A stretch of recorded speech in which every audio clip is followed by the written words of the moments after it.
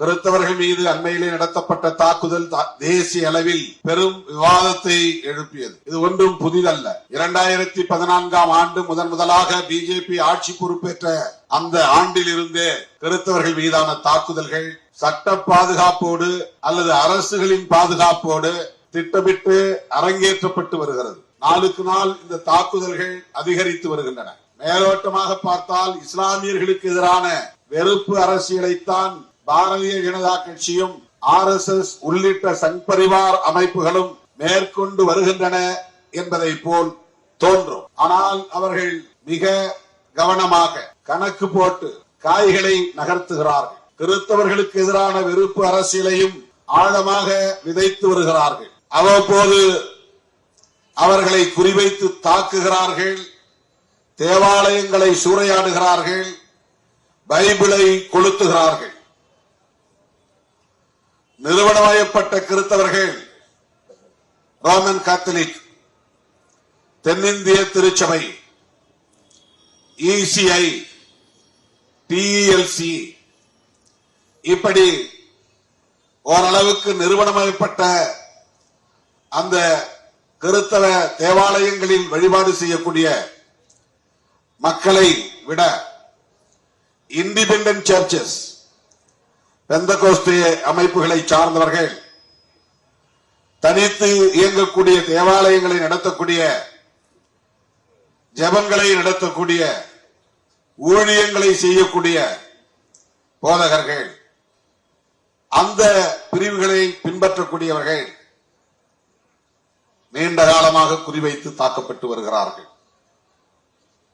இப்போது நிறுவனமயப்பட்டிருக்கிற, வலுவாக நாடு முழுவதும் இயங்கிக் கொண்டிருக்கிற RC ரோமன் கத்தோலிக், CSI போன்ற தேவாலயங்களையும் அந்த தேவாலயங்களில் வழிபாடு செய்யக்கூடிய கிறிஸ்தவ பெருங்குடி மக்களையும் தாக்குகிற அளவுக்கு அவர்களுடைய வெறுப்பு அரசியல் வலுப்பெற்றிருக்கிறது.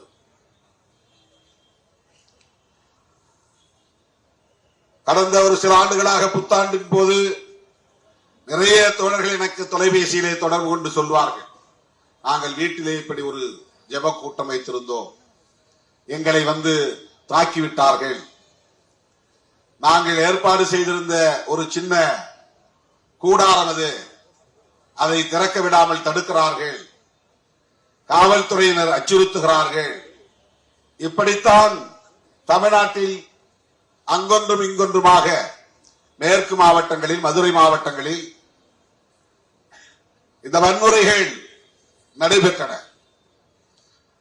கடந்த ஆண்டு, அதற்கு முந்தைய ஆண்டு என்று கருதுகிறேன், பைபிளை கொளுத்திய காட்சியே சமூக வலைதளத்தில் வந்தது. இதுவெல்லாம் ஏதோ அங்கிருக்கக்கூடிய மதவெறி அமைப்புகளை சார்ந்தவர்கள் உணர்ச்சி வயப்பட்டு திடீரென்று தாக்குதல் நடத்துகிறார்கள் என்று நாம் எண்ணிவிடக் கூடாது. இஸ்லாமியர்களுக்கும் கிறிஸ்தவர்களுக்கும் எதிரான வெறுப்பு அரசியலை தொடர்ச்சியாக பரப்புவது என்பது அவர்களின் செயல் திட்டங்களுள் ஒன்று. செயல் திட்டங்கள் என்றால் நாம் பிரச்சனைகளை எதிர்கொள்ளுகிற வேலைகளை மட்டும் செய்கிறோம். அவர்கள் பிரச்சனைகளை உருவாக்குவதற்கென்று திட்டமிடுகிறார்கள். அதுதான் அவர்களுக்கு உள்ள முக்கியமான சிறப்பு கூறு. அதாவது நாம் பிரச்சனையின் பின்னால் ஓடுகிறோம், அவர்கள் புதிதாக பிரச்சனைகளை உருவாக்குகிறார்கள். அடிப்படை உரிமைகளுக்காக நாம் போராடுகிறோம், ஜனநாயக உரிமைகளுக்காக நாம் போராடுகிறோம், சாதிய வன்கொடுமைகளில் இருந்து எங்களுக்கு பாதுகாப்பு வேண்டும் என்று போராடுகிறோம், பெண்களுக்கு எதிரான ஒடுக்குமுறைகளில் இருந்து எங்களுக்கு பாதுகாப்பு வேண்டும் என்று போராடுகிறோம். இப்படி வன்கொடுமைகளை எதிர்த்து போராடுவது நம்முடைய செயல் திட்டங்களாக இருக்கின்றன. அதை நாம் முன்கூட்டியே வரையறுப்பதில்லை. ஆனால் அவர்கள் என்றால் யார்? பிஜேபி, RSS, விஸ்வ இந்து பரிஷத், பஜ்ரங் தள், அனுமன் சேனா, ஏபிவிபி மாணவர் அமைப்பு, இப்படி 30க்கும் மேற்பட்ட அமைப்புகள் இந்தியா முழுவதும் வெவ்வேறு அடையாளங்களோடு இயங்கிக் கொண்டிருக்கின்றன. அவர்கள் வெவ்வேறு முகமூடிகளை அணிந்தாலும் அவர்கள் முகம் ஒரே முகம்தான். வெவ்வேறு களத்தில் நின்று பேசினாலும் அவர்களின் கொள்கை ஒரே கொள்கைதான். வெவ்வேறு திசைகளில் பயணித்தாலும் அவர்களின் இலக்கு ஒன்றேதான். இதுதான் சங் பரிவார். பரிவார் என்றால் குடும்பம் என்று பொருள். சங் பரிவார் என்றால் சங்க பரிவாரம், அதாவது RSS குடும்ப அமைப்புகள். இந்த RSS குடும்ப அமைப்புகளுக்கு 25 ஆண்டுகளுக்கு பின்னர் இந்தியா எப்படி இருக்க வேண்டும் என்பது குறித்து கலந்தாய்வு செய்கிற, செயல் திட்டம் தீட்டுகிற, அந்த வேலைகளை பிறருக்கு ஒப்படைக்கிற அனைத்தும் உண்டு. நாம அடுத்த தேர்தலுக்கு என்ன பண்ண போறோம் இன்னும் பிளான் பண்ணல. நாம ஏப்ரல் மாசம் சட்டப்பேரவை பொது தேர்தல் வரப்போகிறது. நாம கிட்ட எந்த செயல் திட்டமும் இல்லை. ஆனால் பிஜேபிக்கும் RSSக்கும் விஸ்வ இந்து பரிஷத்துக்கும் அடுத்த மாதம் என்ன திட்டம் என்பது மட்டுமில்லை, அடுத்த நாள் என்ன வேலை என்பது மட்டுமில்லை, 5 ஆண்டுகளுக்கு பிறகு என்ன செய்ய வேண்டும், 5 ஆண்டுகளுக்குள் என்ன செய்து முடிக்க வேண்டும், 10 ஆண்டுகளுக்குள் என்ன செய்து முடிக்க வேண்டும், இந்தியாவை எப்படிப்பட்ட இந்தியாவாக மாற்றப் போகிறோம், நாம் நிறைவேற்றப் போகிற இந்த செயல் திட்டங்களுக்கு எதிரிகள் யார், தடைக்கற்களாக இருப்பவர்கள் யார் யார், என்ன செய்தால் இவர்களை எல்லாம் வீழ்த்த முடியும், எப்படி ஆட்சி அதிகாரத்தை தொடர்ந்து தக்க வைக்க முடியும், அந்த ஆட்சி அதிகாரத்தை வைத்து எப்படி நம்முடைய நோக்கங்களை நிறைவேற்ற முடியும், இந்துக்களை பெரும்பான்மையாக அணிதிரட்ட வேண்டும், இந்துக்களை அணிதிரட்ட வேண்டுமானால் இந்து மத உணர்வை வெகுவாக பரப்ப வேண்டும், இந்து மத உணர்வை பரப்ப வேண்டுமானால் சாதி பெருமைகளை போதிக்க வேண்டும், சாதி பெருமையும் மத உணர்வும் ஒன்றோடு ஒன்று தொடர்புடையது. ஒருவன் சாதியை ஏற்றுக்கொள்கிறான் என்கிற போது, சாதி பெருமையை பேசுகிற போது அவனுக்கு அவன் சார்ந்த அந்த வாழ்க்கை முறையை, சாதிய வாழ்க்கை முறையை தந்திருக்கிற மதம் தொடர்பான உணர்வு மேலோங்கும். ஒருவன் தன்னை பறையன் என்று எண்ணி பெருமைப்படுகிறான் என்றால் அந்த சாதி எப்படி உருவானது, அது எந்த மதத்தை சார்ந்தது, அதற்கு என்ன பின்னணி புராணங்கள் இருக்கின்றன என்பதை தேடி அவன் செல்ல நேரும். அப்போது இவர்கள் ஆதரவாக நிற்பார்கள். நீங்கள் எல்லாம் சிவகுலத்தை சார்ந்தவர்கள், நீங்கள் எல்லாம் வைணவ குலத்தை சார்ந்தவர்கள், நீங்கள் எல்லாம் இந்த குலதெய்வத்தை கும்பிடக்கூடியவர்கள், உங்களுக்கு கோவில் வேண்டுமா கட்டித் தருகிறோம், உங்களுக்கு பண்டிகைகளுக்கு ஏதேனும் உதவிகள் தேவையா செய்து தருகிறோம், ஏழை எளிய மக்களுக்கு வீட்டுமனை பட்டா வேண்டுமா ஆட்சி எங்கள் கையில் பட்டா தருகிறோம், வீடு மனை வேண்டுமா வீடுகள் கட்டித் தருகிறோம். இந்த செயல் திட்டங்கள் எல்லாம் ஒவ்வொரு அமைப்புக்கும் தரப்பட்டிருக்கிறது. விஸ்வ இந்து பரிஷத்திற்கு ஒரு செயல் திட்டம். ஏனென்றால் முதல் நோக்கம் இந்துக்களை இந்துக்களாக அணிதிரட்டி இந்தியாவில் இந்துக்கள் தானே பெரும்பான்மை என்கிற உணர்வை ஊட்டி அவர்களை ஒரு கட்சியின் குடையின் கீழ் கொண்டு வந்துவிட வேண்டும். பிஜேபி பேசுகிற பெரும்பான்மைவாத அரசியலை காங்கிரசால் மதவெறி அடிப்படையில் பேச முடியாது. பிஜேபி பேசுகிற மதவெறி அரசியலை கம்யூனிஸ்ட் கட்சிகளால் பேச முடியாது. பிஜேபி பேசுகிற மதவெறி அரசியலை திராவிட கட்சிகளால் பேச முடியாது. பிஜேபி பேசுகிற மதவெறி அரசியலை ஜெயபிரகாஷ் நாராயணன் தலைமையிலான சீடர்கள் பல்வேறு இயக்கங்களாக முலாயம் சிங் யாதவ், லல்லு பிரசாத் யாதவ், தேவே கவுடா, இப்படி பல சரத் யாதவ், இன்றைக்கு பீகாரிலே முதலமைச்சராக இருக்கிற நிதிஷ்குமார், இவர்கள் எல்லாம் ராம் மனோகர் லோகியா சோசலிஸ்ட் இயக்கத்தின் வெளிவந்தவர்கள். ஜெயபிரகாஷ் நாராயணனுடைய தலைமையில் பொது வாழ்க்கையில் தங்களை ஒப்படைத்துக் கொண்டவர்கள். அவர்கள் அனைவரும் சமூக நல்லிணக்கத்தை பேசக்கூடியவர்கள், சமூக நீதியை பேசக்கூடியவர்கள், சம தர்மத்தை பேசக்கூடியவர்கள், சகோதரத்துவத்தை பேசக்கூடியவர்கள். இஸ்லாமியர்களாக இருந்தாலும் அவர்கள் இந்த மண்ணின் பூர்வீக குடிகள் என்கிற நம்பிக்கை உள்ளவர்கள், அந்த அரவணைப்பு உள்ளவர்கள், அந்த மனிதநேயம் உள்ளவர்கள். அவர்கள் சுதந்திரம், சமத்துவம், சகோதரத்துவம் என்கிற புரட்சியாளர் அம்பேத்கரின் கோட்பாடுகளை ஏற்றுக்கொண்டவர்கள். அவர்களால் பிஜேபி பேசுகிற மதவெறி அரசியலை பேச முடியாது. இது அவர்களுக்கு மிகப்பெரிய வாய்ப்பாக அமைந்துவிட்டது. ஆகவே மதவெறியை தூண்டுவது எதற்காக என்றால் இந்துக்கள் அனைவரையும் பெரும்பான்மை மக்கள் என்று திரட்டுவதற்காக. இரண்டு வழிகளில் தான் அவர்களை திரட்ட முடியும். ஒன்று, நீ இந்து, நான் இந்து, இது ஒரு மதப்பற்று. அந்த உணர்வு இவனுக்கு பெரிய அளவிலே எடுபடவில்லை, டேக் ஆஃப் ஆகல.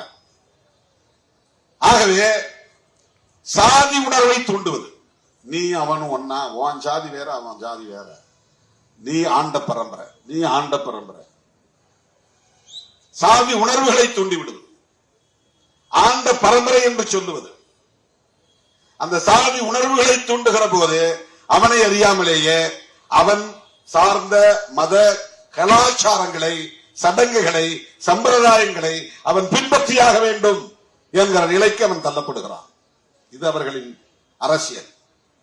ஏன் இவர்களை ஒன்றாக திரட்ட வேண்டும்? இதுதான் மிக முக்கியமானது. கிறிஸ்தவர்களின் வாக்குகள் அவர்களுக்கு தேவையில்லையா? தேவையில்லை என்று கராராக முடிவெடுத்து விட்டார். இஸ்லாமியர்களின் வாக்குகள் தேவையில்லையா?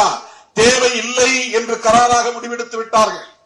ஏனென்றால் என்னதான் நாம் முண்டியடித்து அவர்களின் வாக்குகளை பெற்றாலும் அந்த வாக்குகள் பெரிய அளவிலே நமக்கு வெற்றி பெறுவதற்கு பயன்படாது, தேவையில்லை. அதற்காக நம்முடைய கொள்கைகளை சமரசம் செய்து கொள்ளக்கூடாது. முஸ்லிம்களோடு, கிறிஸ்தவர்களோடு நாங்கள் நல்லிணக்கமாக இருக்கிறோம், சகோதரத்துவத்தை பேணுகிறோம், எங்களுக்கு உங்கள் ஓட்டு போடுங்கள் என்று கேட்டு அவர்களை இந்துக்களுக்கு எதிராக நிறுத்த முடியாது. ஏன் இந்துக்களுக்கு எதிராக நிறுத்த வேண்டும்? அப்போதுதான் இந்துக்களுக்கு இந்து என்கிற உணர்வு மேலும். அவன் முஸ்லீம், யாரையாவது ஒருத்தர் எதிரியா காட்டணும்ல.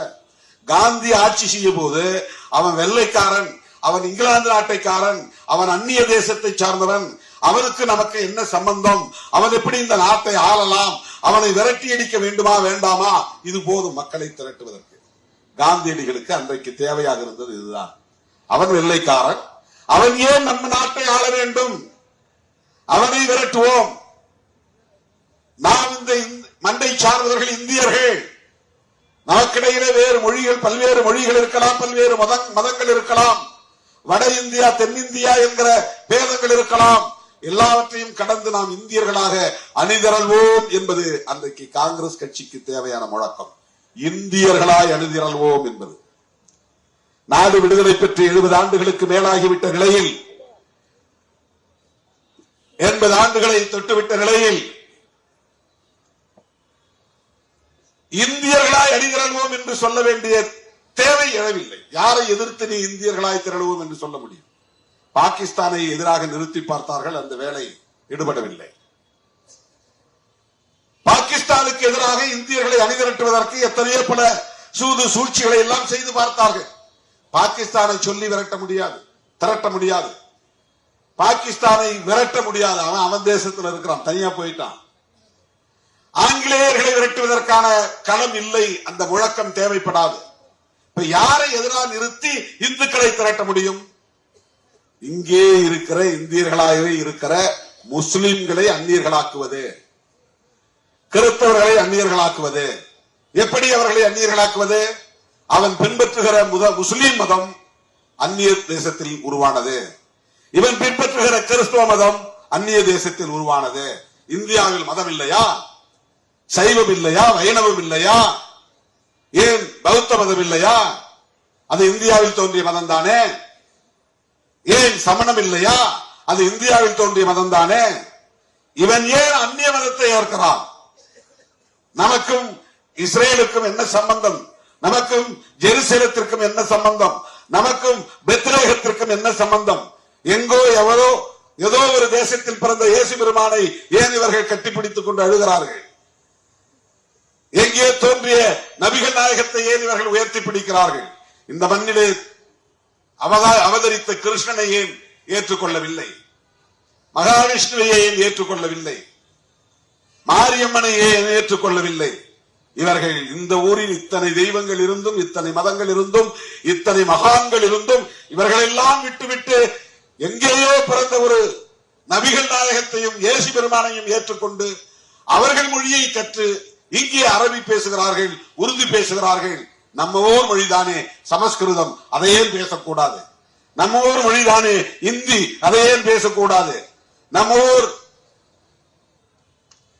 இந்தி மொழியை சமஸ்கிருதத்தை எதிர்த்து இவர்கள் அராபியை கற்றுக் கொள்கிறார்கள், ஆங்கிலத்தை பேசுகிறார்கள். இவர்கள் அந்நிய கைக்கூலிகள், பிற நாட்டை சார்ந்தவர்கள். இவர்களால் தான் இந்தியாவில் நாம் கட்டுப்பாடாக இருக்க முடியவில்லை, கட்டுக்கோப்பாக இருக்க முடியவில்லை, பாதுகாப்பாக இருக்க முடியவில்லை. இப்படியே நாம் விட்டுவிட்டால் இங்கே இஸ்லாம் பெரிய மதமாக மாறிவிடும். ஏனென்றால் இந்துக்கள் குடும்ப கட்டுப்பாட்டை கடைபிடிக்கிறார்கள், முஸ்லிம்கள் குடும்ப கட்டுப்பாட்டை கடைபிடிக்கவில்லை.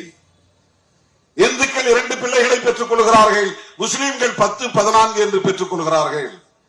கிறிஸ்தவர்களிடத்திலும் குடும்ப கட்டுப்பாடு இல்லை. இவர்கள் சிறுபான்மை என்கிற பெயரால் அரசாங்கத்திடம் நிறைய சலுகைகளை பெறுகிறார்கள். இவர்கள் பள்ளிக்கூடங்களை நிறுவுவதற்கு பெரிய கட்டுப்பாடுகள் இல்லை, கல்லூரிகளை நிறுவுவதற்கு கட்டுப்பாடு இல்லை. கிறிஸ்தவர்கள் ஒரு ஸ்கூல் உடனே தொடங்கிவிட முடியும். இந்தியா முழுவதும் ஏராளமான பள்ளிகள், அந்த பள்ளிகளின் மூலமாக இந்து பிள்ளைகளை எல்லாம் கிறிஸ்தவர்களாக மாற்றுகிறார்கள். இந்தியா முழுவதும் ஏராளமான கல்லூரிகள். இப்படி பார்த்தால் லயோலா கல்லூரி, அந்த புறம் பார்த்தால் கிறிஸ்டியன் கல்லூரி, எம்சிசி, லயோலா, எக்கச்சக்கமான கல்வி நிறுவனங்கள். இந்த பிள்ளைகள் எல்லாம் அங்கே போய் படிக்கிறார்கள். அங்கே கிறிஸ்தவ கலாச்சாரம் கற்பிக்கப்படுகிறது. எனவே இந்துக்களுக்கு பிறக்கிற பிள்ளைகள் மாறிக்கொண்டே இருக்கிறார்கள். மதமாற்றம் இங்கே தொடர்ந்து நீடிக்கிறது. இஸ்லாமியர்களின் கல்வி நிறுவனங்கள், ஏராளமான பள்ளிக்கூடங்கள், ஏராளமான கல்லூரிகள், அதன் மூலம் ஏராளமான பிள்ளைகள் இஸ்லாத்தை தழுவுகிறார்கள். ஆக இந்துக்களின் பிள்ளைகள் எல்லாம் இஸ்லாம் கிறிஸ்தவம் என்று போய்கொண்டே இருக்கிறார்கள் என்றால் இதை தடுக்காமல் விட்டுவிட்டால் இந்தியாவே இஸ்லாமிய நாடாக மாறிவிடும். இதை தடுக்காமல் விட்டுவிட்டால் இந்தியாவே கிறிஸ்தவ நாடாக மாறிவிடும். எனவே மதமாற்றத்தை தடுக்க வேண்டும். இதுதான் மிக முக்கியமான வரி சொல். இந்தியாவிலே தொடர்ந்து நடைபெற்றுக் கொண்டிருக்கிற மதமாற்றத்தை தடுக்க வேண்டுமானால் இஸ்லாமியர்களுக்கு எதிராகவும் கிறிஸ்தவர்களுக்கு எதிராகவும் வெறுப்பு அரசியலை விதைத்தே தீர வேண்டும். அவர்கள் போடுகிற ஓட்டுக்காக நாம் இதை சமரசம் செய்து கொள்ள முடியாது. அவர்களின் வாக்குகளுக்காக நாம் இதை சமரசம் செய்து கொள்ள முடியாது. Well planned and well design, scientifically அறிவியல் பூர்வமாக இதையெல்லாம் ஆய்வு செய்கிறார்கள். இந்தியா முழுவதும் இஸ்லாமிய நிறுவனங்கள் எத்தனை, இந்தியா முழுவதும் மசூதிகள் எத்தனை, இந்தியா முழுவதும் தர்காக்கள் எத்தனை, இவற்றுக்கு இருக்கிற சொத்து மதிப்பு எவ்வளவு, இந்தியா முழுவதும் கிறிஸ்தவ நிறுவனங்கள் எத்தனை, தேவாலயங்கள் எத்தனை, கல்வி நிறுவனங்கள் எத்தனை, அவர்களுக்கெல்லாம் இருக்கிற சொத்து மதிப்பு எவ்வளவு, எத்தனை லட்சம் கோடி கிறிஸ்தவர்களின் கட்டுப்பாட்டில் இருக்கிறது, எத்தனை லட்சம் கோடி இஸ்லாமியர்களின் கட்டுப்பாட்டில் இருக்கிறது, எவ்வளவு ஏக்கர் நிலங்கள் இவர்களின் கட்டுப்பாட்டிலே இருக்கிறது. இந்த நிலங்களை எல்லாம் நாம் கைப்பற்ற வேண்டாமா? இது இந்திய தேசம் இல்லையா? இப்படி வெறுப்பை பரப்புகிறார்கள். அடிப்படை காரணம் மதமாற்றத்தை நிறுத்துவது. தமிழர்களும் பழங்குடி மக்களும் தான் அதிகம் மதமாறி இருக்கிறார்கள். சாதி இந்துக்கள் அங்கொன்றும் இங்கொன்றுமாக எப்போதோ மதமாறியவர்கள். நாடார் சமூகத்தில் ஏராளமானவர்கள் கிறிஸ்தவர்களாக மாறினார்கள். அதனால் நாடார் சமூகத்தில் தான் இந்திய தமிழ்நாட்டிலே முதலில் இந்து முன்னணி என்ற ஒரு அமைப்பு உருவானது. தானிலிங்க நாடார் டார்கெட்டட். இந்த கம்யூனிட்டி ரொம்ப அதிகமா கிறிஸ்டியானிட்டிக்கு போயிட்டே இருக்கிறாங்க. அப்ப அதை தடுக்கணும். அப்ப அங்க இந்து உணர்வை வளர்க்கணும், இந்துத்துவ அரசியலை பரப்பணும், அவர்களுக்கு தேவையான கோவில்களை கட்டித்தர வேண்டும், வாழிட வசதிகளை ஏற்படுத்தி தர வேண்டும். இதுதான் அவர்களின் அரசியல். இது ஏனோதானோ என்று திடீரென்று ஏற்பட்டதல்ல. இது 100 ஆண்டு கால செயல் திட்டம். காந்தி இருந்த காலத்திலேயே, புரட்சியாளர் அம்பேத்கர் இருந்த காலத்திலேயே, 1925 உருவான அமைப்பு தான் RSS. நாக்பூரிலே தான் அது உருவானது. ராஷ்டிரிய ஸ்வயசேவக் சங். அதை உருவாக்கியவர்கள் அத்தனை பேரும், அதில் உறுப்பினர்களாக இருந்த அத்தனை பேரும் சித்பவன் என்கிற பார்ப்பனர்கள். பார்ப்பனர்களால் உருவாக்கப்பட்ட பார்ப்பனர்களின் சங்கம் தான் RSS என்பது. அப்போதே அவர்கள் வைத்த மிக முக்கியமான செயல் திட்டம், இந்த தேசம் நாடு விடுதலை அடைவதற்கு முன்பு 1947 தான் நாடு விடுதலை அடைகிறது. 1925 அவர்களின் நோக்கம், இலக்கு, எப்படி வெள்ளைக்காரன் போய்விடுவான், நாடு விடுதலை அடைவதற்கான காலம் கனிந்து விட்டது, அப்படி விடுதலை பெறப்போகிற தேசம் இந்துக்களின் தேசம் என்று பிரகடனப்படுத்தப்பட வேண்டும். இதுதான் RSS வேட்கை. இதுதான் RSS அவர்கள், அந்த இயக்கத்தினுடைய தலைவர்களின் நோக்கம். இந்துக்களின் தேசமாக இந்துஸ்தான், பாகிஸ்தான், ஸ்தான்னா இடம், தலம், நிலம், தேசத்தின் பெயர். இப்ப இதை இந்துஸ்தான் என்று அறிவிக்க வேண்டும். லாஜிக் படி கரெக்ட் தான். அவன் மதத்தின் அடிப்படையில் நாட்டுக்கு பெயர் வைக்கிறான். ஏன் எங்க நாட்டுக்கு, இந்துக்கள் அதிகமாக இருக்கிற இந்த நாட்டுக்கு இந்து ராஷ்டிரம் என்றோ இந்துஸ்தான் என்றோ பெயர் வைக்க கூடாது என்பது அவருடைய கேள்வி. ஆனால் வைக்க முடியவில்லை. அதற்கு ஒரே ஒரு காரணம் தான், ஒரே ஒருவர் தான் காரணம். அவர்தான் புரட்சியாளர் அம்பேத்கர் அவர்கள். அதுதான் மிகப்பெரிய கெடு வாய்ப்பாக அவர்களுக்கு அமைந்து விட்டது.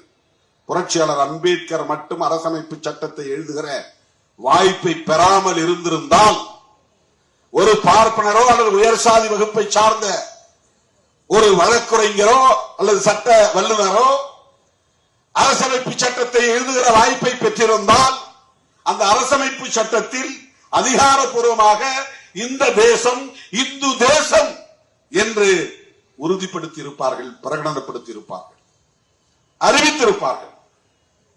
அப்படி அறிவிக்க விடாமல் அதை தன்னுடைய அறிவாற்றலால், தலைமைத்துவ பேராளுமையால் அதை தடுத்தவர், முறியடித்தவர் புரட்சியாளர் அம்பேத்கர் அவர்கள். ஜெய் பீம். புரட்சியாளர் அம்பேத்கர் என்கிற அந்த மாமனிதர் எவ்வளவு பெரிய பேராண்மை மிக்கவர், பேராளுமை மிக்கவர் என்பதற்கு இதை விட வேறு சான்று தேவையில்லை. அவர் காலத்தில், சமகாலத்தில் எவ்வளவோ ஆளுமை மிக்க தலைவர்கள் பலர் இருந்தார்கள். சர்தார் பட்டேல் கூட அந்த கருத்து கொண்டவர் தான்.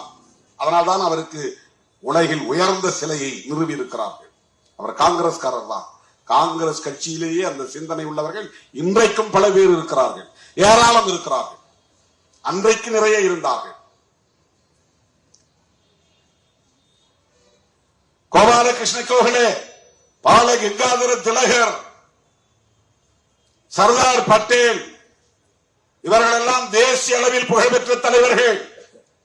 காந்தி அடிகளோடு களத்தில் நின்ற விடுதலை போராட்ட வீரர்கள். அத்தனை பேரும் இருந்தும் இந்தியாவை இந்துஸ்தான் என்று அறிவிக்க முடியாமல் போனது. இந்த தேசத்திற்கு ஒரு அரசு மதம், ஸ்டேட் ரிலீஜன் முடியாது என்றார். அதை தன் வாத திறமைகளால் நிறுவி காட்டினார். அதிலே பெரிய நல்வாய்ப்பு என்னவென்றால், அன்றைக்கு புரட்சியாளர் அம்பேத்கருக்கு கருத்தியல் அடிப்படையிலே முரண்பாடுகள் இருந்தாலும் இந்த நிலைப்பாட்டில் உற்ற துணையாய் உறுதியாக இருந்தவர்கள் ஒருவர் பண்டிட் ஜவஹர்லால் நேரு, இன்னொருவர் காந்தியடிகள். இதை யாரும் மறுக்க முடியாது. காந்தியடிகளோடு நமக்கு நிறைய கருத்தியல் முரண்கள் உண்டு, அது வேறு. புரட்சியாளர் அம்பேத்கர் அவர்களுக்கும் ஜவஹர்லால் நேரு அவர்களுக்கும் இடையில் நிறைய வாத பிரதிவாதங்கள் நடந்திருக்கின்றன. நேருவை கண்டித்து பதவியை தூக்கி எறிந்தவர் புரட்சியாளர் அம்பேத்கர் அவர்கள். யார் யாரையோ பிளானிங் கமிஷன்ல உறுப்பினரா போடுறாரு நேரு. நான் ஒரு எக்கனாமிஸ்ட், நான் ஒரு பொருளாதார அறிஞர், உலகம் அறிந்த ஒரு பொருளாதார நிபுணர். என்னை திட்ட கமிஷன் என்கிற அந்த குழுவிலே உறுப்பினராக சேர்க்க அவருக்கு மனமில்லை. தகுதி இல்லாதவர்களை எல்லாம் பிளானிங் கமிஷன் மெம்பராக போடுகிறார், என்னை போடவில்லை. ஓபிசி மக்களுக்கு ஒரு ஆணையம் அமைக்க வேண்டும், அவர்களுக்கான இடஒதுக்கீட்டை உறுதிப்படுத்த வேண்டும் என்று தொடர்ந்து சொல்லி பார்த்தேன். அதை அவர் ஏற்கவில்லை. ரிகார்ட் ஆஃப் இன்பு பில் என்கிற ஒரு மசோதாவை கொண்டு வந்து அதை விவாதத்திற்கு எடுத்துக்கொள்ள வேண்டும் என்று பல மாதங்களாக சொல்லி வருகிறேன். ஒவ்வொரு முறையும் நான் துண்டு சீட்டில் எழுதி தருகிற போதெல்லாம் வாங்கி தனது சிப்பா பையில் வைத்துக் கொள்வதோடு சரி, அதை விவாதத்திற்கே அவர் எடுத்துக் கொள்ளவில்லை. இப்படி பல குற்றச்சாட்டுகளை ஜவஹர்லால் நேரு மீது சுமத்திவிட்டு வெளியே வந்தவர், பதவியை தூக்கி எறிந்தவர் புரட்சியாளர் அம்பேத்கர் அவர்கள். ஆனால் அந்த நேரு புரட்சியாளர் அம்பேத்கரோடு ஒரு புள்ளியில் உடன்பட்டார்.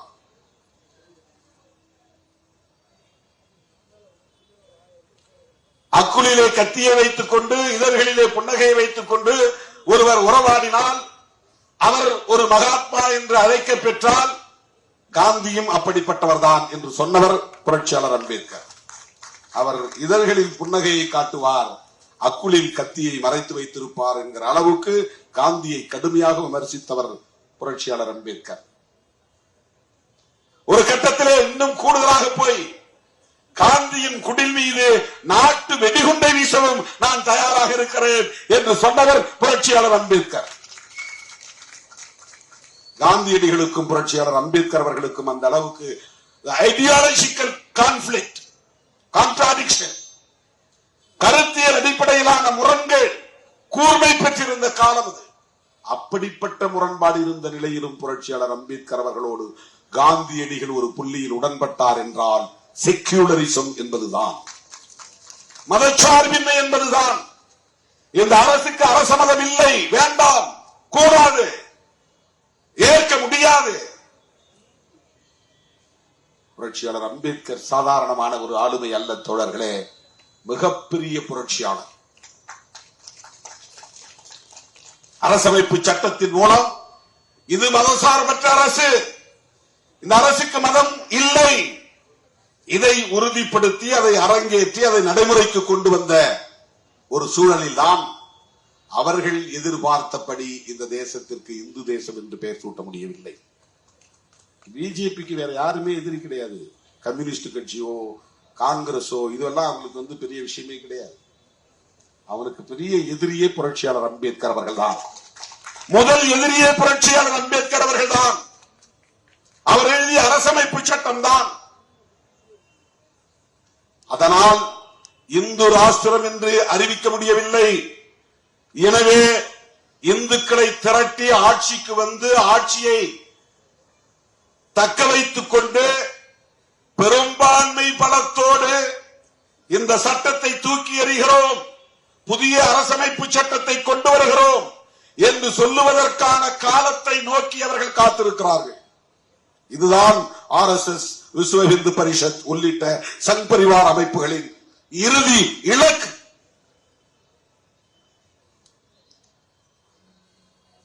ஆகவே ஆட்சியை கைப்பற்றிவிட்டார்கள், ஆனால் அவர்கள் நினைத்ததை செய்ய முடியவில்லை. 2014ஆம் ஆண்டு மோடி வந்தார், அதற்கு முன்னதாகவே வாஜ்பாய் வந்தார். வாஜ்பாய் ஆட்சிக்கு வந்தபோது திமுக ஆதரவு தெரிவித்தது. ஆனால் திமுக அப்போது வாஜ்பாயிடம் என்ன கண்டிஷன் போட்டது என்று சொன்னால், நீங்கள் சிவில் கோடு பற்றி பேசக்கூடாது, காமன் சிவில் கோடு. பாபர் மசூதி பற்றி பேசக்கூடாது. ஜம்மு காஷ்மீர் விவகாரத்தை பற்றி பேசக்கூடாது. ஆர்டிகிள் 370 நாங்க ரிப்பீல் பண்ணுவோம் அப்படிலாம் பேசக்கூடாது. இந்த மூணுக்கும் ஒத்துக்கிட்டா அவங்களோட நாங்க கூட்டணி, அதுக்கு ஒத்துக்கிட்டு டிஎம்கே அலையன்ஸ் போட்டு அது அந்த அடிப்படையில் அவங்களின் ஆதரவோடு ஆட்சிக்கு வந்த காலம் அந்த காலம். ஆட்சியை கைப்பற்றினார்களே தவிர வலுப்பெற்றவர்களாக இல்லை. மோடி வந்தார், தனி பெரும்பான்மை பெற்றார், தொடர்ந்து 3வது முறையாக வெற்றி பெற்றிருக்கிறார், தனி பெரும்பான்மை கிடைத்திருக்கிறது. ஆனாலும் 2/3 மெஜாரிட்டி கான்ஸ்டிடியூஷன் மேல கை வைக்கணும்னு சொன்னா, ஒரு அமெண்ட்மெண்ட் கொண்டு வரணும் சொன்னா 3இல் 2 மடங்கு ஆதரவு உறுதிப்படுத்தப்பட வேண்டும். இல்லைன்னா முடியாது. 2 அவைகளிலும் உறுதிப்படுத்தப்பட வேண்டும், இல்லை என்றால் முடியாது. ஒரு அவை லோக்சபா மக்களவை, இன்னொரு அவை ராஜ்யசபா மாநிலங்களவை. ராஜ்யம்னா மாநிலம், லோக்னா மக்கள், மக்களவை மக்களால் தேர்ந்தெடுக்கப்பட்ட உறுப்பினர்கள் இருப்பது மக்களவை. உறுப்பினர்கள், சட்டமன்ற உறுப்பினர்கள் எல்லாம் மாநிலங்களில் ஓட்டு போட்டு தேர்ந்தெடுத்து அனுப்பப்படுகிற எம்பிக்களுக்கு பெயர் மாநிலங்களவை உறுப்பினர்கள், ராஜ்யசபா மெம்பர். இங்கேயும் 2/3 மெஜாரிட்டி வேண்டும், அங்கேயும் 2/3 மெஜாரிட்டி வேண்டும். லோக்சபாவில் அவங்களால பண்ணிட முடியும், அவங்களுக்கு சப்போர்ட் இருக்கு, கூட்டணி கட்சி ஆதரவு இருக்கு. ஆனா ராஜ்யசபாவில் முடியாது. ஏன்னா மாநிலங்களில் ஆளுகிற கட்சிகள், மாநில கட்சிகள் அவர்கள் பெற்ற சட்டமன்ற உறுப்பினர்களை வைத்து அவர்கள் ராஜ்யசபா உறுப்பினர்களை கூடுதலாக வென்றெடுத்து விடுகிறார்கள். இப்ப தமிழ்நாட்டில் டிஎம்கே மெஜாரிட்டி, இப்ப திமுக ராஜ்யசபா உறுப்பினர்கள் தான் இங்கிருந்து அதிகமா போவாங்க. இங்க பிஜேபிக்கு ராஜ்யசபா உறுப்பினர் வென்றெடுக்க முடியாது. ஒன்னு திமுக இல்லைன்னா அதிமுக. அப்படி இல்லைன்னா திமுகவோ அதிமுகவோ கூட்டணி கட்சிக்கு 1-2 கொடுத்தா அவங்க இருப்பாங்க, அவங்க அவ்வளவுதான். இப்ப தமிழ்நாட்டில் இருந்து 0, கேரளாவில் இருந்து 0, மேற்கு வங்கத்தில் இருந்து 0, கர்நாடகாவில் இருந்து 0, தெலுங்கானாவில் இருந்து 0. இப்படி பல மாநிலங்களில் மாநில கட்சிகள் அல்லது காங்கிரஸ் கட்சி ஆட்சியில் இருப்பதனால், கம்யூனிஸ்ட் கட்சி ஆட்சியில் இருப்பதனால் அந்த மாநிலங்களில் இருந்து தேர்ந்தெடுக்கப்படுகிற ராஜ்யசபை உறுப்பினர்கள் மாநில கட்சிகளின் வலிமையோடு இருக்கிற உறுப்பினர்கள், மாநில கட்சிகளுக்கான வலிமையோடு இருப்பவர்கள். அவர்கள் பிஜேபிக்கு ஓட்டு போட மாட்டாங்க. அவர்கள் ஆளுகிற மாநிலங்களில் இருந்து ராஜ்யசபா மெம்பர் வருவாங்க. ஆனா அந்த எண்ணிக்கை போதாது. ஆனா ஒவ்வொரு முறையும் ஏமாற்றி தில்லு முள்ளு வேலை செய்து சில பேரை வரவிடாமல் தடுத்து, ஓட்டு போட விடாமல் தடுத்து, அல்லது வேறு வகையான சில மால் பிராக்டிஸ் செய்து ராஜ்யசபாவிலும் அவர்கள் அதை சாதிக்கிறார்கள். அது ஆளுங்கட்சியாக இருப்பதனால் 2/3 மெஜாரிட்டி கொண்டு வந்து விடுகிறார்கள். உண்மையில் அவர்களின் தனிப்பட்ட பலத்தின் அடிப்படையில், வலுவின் அடிப்படையில் அதை செய்யவில்லை. என்னதான் இருந்தாலும் கூட்டணி கட்சி தயவோடு தான் அதை செய்ய முடியுது. அல்லது எதிர்கட்சிகளில் இருப்பவர்களை வளைத்து போட்டுத்தான் அதை செய்ய முடிகிறது, அல்லது ஓட்டு போட விடாமல் தடுத்து அதை செய்ய முடிகிறது. இதுதான் அன்னைக்கு ஆஜராகிறவங்கள நிறைய பேரை ஓட்டு போட விடாம தடுத்துருவாங்க, அவன் ஆப்சென்ட் ஆயிடுவான். அதன் மூலம் 2/3 மெஜாரிட்டி வந்துச்சு. அதுவும் டிவிஷன் கேட்டாதான் எழுதிருச்சு. யாராவது ஒருத்த வாக்கெடுப்புக்கு அனுமதிக்க வேண்டும் டிவிஷன் அப்படின்னு நினைச்சா டிவிஷன் கொடுத்தாங்க. டிவிஷன்னா வாக்கெடுப்பு நடத்துங்கன்னு அர்த்தம். இல்லைன்னா குரல் வாக்கெடுப்பு, ஆம் என்போர் ஆம் என்க, இல்லை என்போர் இல்லை என்க, அது இந்தியில சொல்லுவாங்க. உடனே ரூலிங் பார்ட்டி மெஜாரிட்டியா இருக்கவங்க ஓன் கத்துவான், ஆம் கத்துவான். நாம என்ன கத்தினாலும் ஈடுபடாது. அப்ப 2/3 மெஜாரிட்டி இல்லாமல், 2 அவைகளிலும் 2/3 மெஜாரிட்டி இல்லாமல் அவர்களால் அரசமைப்பு சட்டத்தில் பெரிய அளவில் கை வைக்க முடியாது, அதை தூக்கி எறிய முடியாது. அரசமைப்பு சட்டத்தை எப்படி பாதுகாக்க வேண்டும் என்பதிலும் புரட்சியாளர் அம்பேத்கர் இப்படிப்பட்ட வரையறைகளை உருவாக்கி வைத்திருக்கிறார். அது மட்டுமில்லாமல் உச்ச நீதிமன்றமும் தீர்ப்பளித்து விட்டது ஃபுல் பெஞ்ச்ல. என்னன்னா, பேசிக் ஃபேக்டர் ஆஃப் தி கான்ஸ்டிடியூஷன், அடிப்படை கூறுகள். நீ எத்தனை முறை வேணாலும் அமெண்ட் பண்ணிக்கோ, கான்ஸ்டிடியூஷன் அமெண்ட் பண்ற அதிகாரம் லோக்சபாவுக்கு உண்டு, ராஜ்யசபாவுக்கு உண்டு. ஆனா அது சொல்லக்கூடிய அடிப்படை கூறுகள் என்ன? பிரியாம்பில் இருக்கிற கோட்பாடுகள் அது பாதிக்கப்படக்கூடாது. அடிப்படை உரிமைகள் பாதிக்கப்படக்கூடாது. மதம் சார்ந்த உரிமைகள் பாதிக்கப்படக்கூடாது. அதில் நீ கை வைக்க முடியாது. Basic factors of the constitution should not be affected. அது பாதிக்கப்படக்கூடாது. இத ஃபுல் பெஞ்ச் வரையிலும் போய் தீர்ப்பு வாங்கிட்டாங்க. அப்ப நீதிமன்றத்தில் நம்ம ஆள் வேணும் அப்படின்னு முடிவு பண்றான். இப்ப கொலிஜியத்தை கையில் வச்சுக்கிறான். எந்தெந்த இன்ஸ்டிடியூஷன் இவர்களின் நோக்கத்திற்கு எதிராக இருக்கிறதோ, சிபிஐ அல்லது இடி அந்த அமலாக்கத்துறை அல்லது சுப்ரீம் கோர்ட், ஹை கோர்ட், உயர் நீதிமன்றங்கள், உச்ச நீதிமன்றங்கள், எந்தெந்த அதிகாரம் அட்டானமஸ் பவர் உள்ள தனித்து இயங்கக்கூடிய தேர்தல் ஆணையம் உட்பட இத்தனை இன்ஸ்டிடியூஷன்களையும் கண்ட்ரோலுக்கு கொண்டுட்டு வரணுங்கிறது அவங்களுடைய திட்டங்கள் ஒன்று. இதெல்லாம் வெறும் ஏனோதானோ நடக்கிறது, அவன் ஃப்ரெண்ட வேணுங்கிற ஆளை கமிஷனரா போட்டாங்கிறதல்ல. இந்த திட்டத்தை நடைமுறைப்படுத்துவதற்கான ஆள் தேவை. அதற்கு ஒவ்வொரு துறையிலும் தேடி பார்த்து RSS பயிற்சி உள்ள, பயிற்சி பெற்ற, அந்த கருத்துக்கு உடன்படுகிற ஆட்களை தேடி பிடித்து அல்லது பிரெயின் வாஷ், மூளைச்சலவை செய்து அவனுக்குள்ளே மத உணர்வை ஊட்டி அவனையும் RSS ஆளாக மாற்றி முக்கிய பொறுப்புகளில் அமர வைப்பார்கள். உயர் நீதிமன்ற நீதிபதிகளாக GR சுவாமிநாதன் நம்மால் அங்க இருக்கட்டும். அப்பதான் அவர் எல்லா மரபுகளையும் மீறி நமக்கு தீர்ப்பு கொடுப்பார்.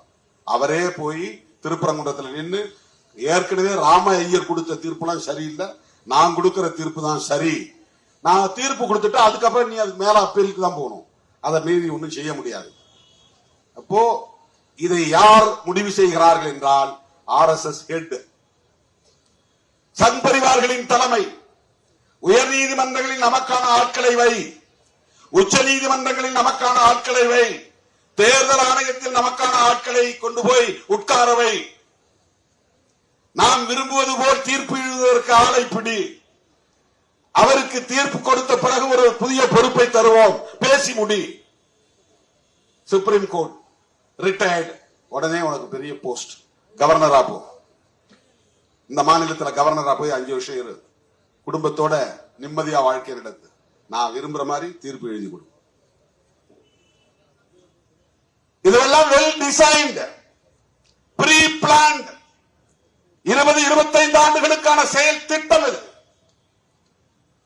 எதேச்சியா நாம சந்திக்கிற பிரச்சனைகளை நம்முடைய சாமர்த்தியத்தால எதிர்கொண்டு அதுல மீண்டு வந்துருவோம், அது தனி. ஆனா அவர்கள் இதை செய்தால் என்ன எதிர்ப்பு வரும், யாரிடமிருந்து எதிர்ப்பு வரும், யார் யார் இதை எதிர்ப்பார்கள், எவை எவை தடைகளாக இருக்கும், அந்த தடைகளை எப்படி தகர்ப்பது, எதிரிகளை எப்படி வீழ்த்துவது, எதிர்ப்புகளை எப்படி முறியடிப்பது, இவற்றையெல்லாம் முன்கூட்டியே ஆராய்ந்து ஆய்வு செய்து கலந்துரையாடி எப்படி இதை எதிர்கொள்வது என்பது உட்பட திட்டங்களை வரையறுத்து வைத்திருக்கிறார்கள். இதற்காக அவர்கள் இந்தியா முழுவதும் 13,000க்கு மேற்பட்டவர்களை முழு நேர பணியாளர்களாக வைத்திருக்கிறார்கள். RSS, விஸ்வ இந்து பரிஷத்து, பஜ்ரங் தளம், ஹனுமன் சேனா, இந்த மாதிரியான அமைப்புகளில் திருமணம் செய்து கொள்ளாமல், எந்த விளம்பரமும் தேடாமல், எந்த விதமான சொத்து சுகம் என்கிற நாட்டம் இல்லாமல் ஆட்களை தேர்வு செய்து பயிற்சி கொடுத்து எப்படி பௌத்த மாங்குகளை உருவாக்குகிறார்களோ, எப்படி கிறிஸ்தவ பாதிரியார்களை உருவாக்குகிறார்களோ, அப்படி RSS உள்ளிட்ட சங் பரிவார்களில் முழு நேர பணியாளர்களை உருவாக்குகிறார்கள். திருமாவளவன் தான் இதை பேசிட்டு கிடக்கிறான், அவனை போய் தனம் பாரு, பேசாத, அவன்கிட்ட போய் RSS கைட கொடு, அந்த புக் ஏதாவது ரிலீஸ் பண்ணா கொண்டு போய் கொடு, அவனுக்கு போய் பிளஸ் பண்ணிட்டு வா, அவன் குடும்பத்தில் ஏதாவது நடந்தா போய் விசாரிச்சுட்டு வா, அவன் அண்ணனா பழகு, தம்பியா பழகு, அவன் கூட இருக்கிறவங்களோட நட்பா பழகு, அவங்களுக்கு வேண்டிய உதவிகளை செய்ய. யூனியன் கவர்மெண்ட் மூலமா என்ன செய்ய முடியுமோ செஞ்சு கொடு, நீதித்துறை மூலமா என்ன செய்ய முடியுமோ செஞ்சு கொடு. அவன் மேல கேஸ் இருக்கா பாத்துக்கோ, வர விடாம கேஸே வர விடாம தள்ளி தள்ளி போடு, வந்தா அவனுக்கு சாதகமா ஒரு தீர்ப்பு கொடு. இப்படி ஒவ்வொரு தனி நபராக பொறுக்கி பொறுக்கி எடுக்கிறார்கள், தேடி தேடி எடுக்கிறார்கள். அரசியல் கட்சிகளில் ஊடுருவுகிறார்கள், அரசு துறைகளில் ஊடுருவுகிறார்கள், தன்னார்வ தொண்டு நிறுவனங்களில் ஊடுருவுகிறார்கள், ஆட்களை தேடி பிடிக்கிறார்கள். இதெல்லாம் எதற்காக? இந்து ராஷ்டிரத்தை டிக்ளேர் செய்வதற்காக. இவையெல்லாம் எதற்காக? இந்து பெரும்பான்மையை நிலைநாட்டுவதற்காக. இந்த வரிசையில் ஒரு உத்திதான் இஸ்லாமியர் வெறுப்பு, கிறிஸ்தவ வெறுப்பு. இஸ்லாமியரை வெறுப்பாக காட்டினால்தான் இந்துக்கள் உணர்வு வரும். கிறிஸ்தவர்களை எப்படி அவங்களை பண்ண முடியும்? எப்படி இஸ்லாமியர்களை எதிரியா நிறுத்த முடியும்? அவன் மதம் மாற்றம் செய்யறான், திருமாவளவன் அழைச்சு போய் மேடையில உட்கார வச்சு தொப்பிய போடுறான், அவங்க கூட இருக்கிறவங்க பூரா நல்லா நட்பாயிடுறாங்க, அதுல சில பேரு முஸ்லீமா மாறிடுறான், வா துபாய்க்கு அழைச்சிட்டு போறாங்க, சவுதிக்கு அழைச்சிட்டு போறேன்னு அழைச்சிட்டு போயிடுறாங்க. சரி, அங்க கிடந்து ஓடுறதை விட இப்படி போலான்னு போயிடுறான். கிறிஸ்தவர்கள் அவங்களை தேடி போய் பைபிள் எடுத்துட்டு அவங்க தலைமாட்டில் உட்காந்துட்டு அவங்களுக்கு ஜெபம் பண்றாங்க. ஜெபம் என்ன சும்மாவா? எதுக்கு பண்றான்? அவங்களை கிறிஸ்தவர்களா மாத்துறதுக்கு பண்றான். எனக்கு எந்த கடவுளும் கை கொடுக்கல, இயேசு பெருமான் தான் என்னை ஏத்துக்கிட்டார் அப்படின்னு 10 நாள்ல அவன் மாறி போயிடுறான், 1 மாசத்துல மாறி போயிடுறான். அம்மா அம்மானு முத்து மாரியம்மனை கூப்பிட்டு இருந்த பெண்மணி அப்பா அப்பான்னு ஏசப்பாவை கூப்பிட ஆரம்பிச்சிடுறாங்க.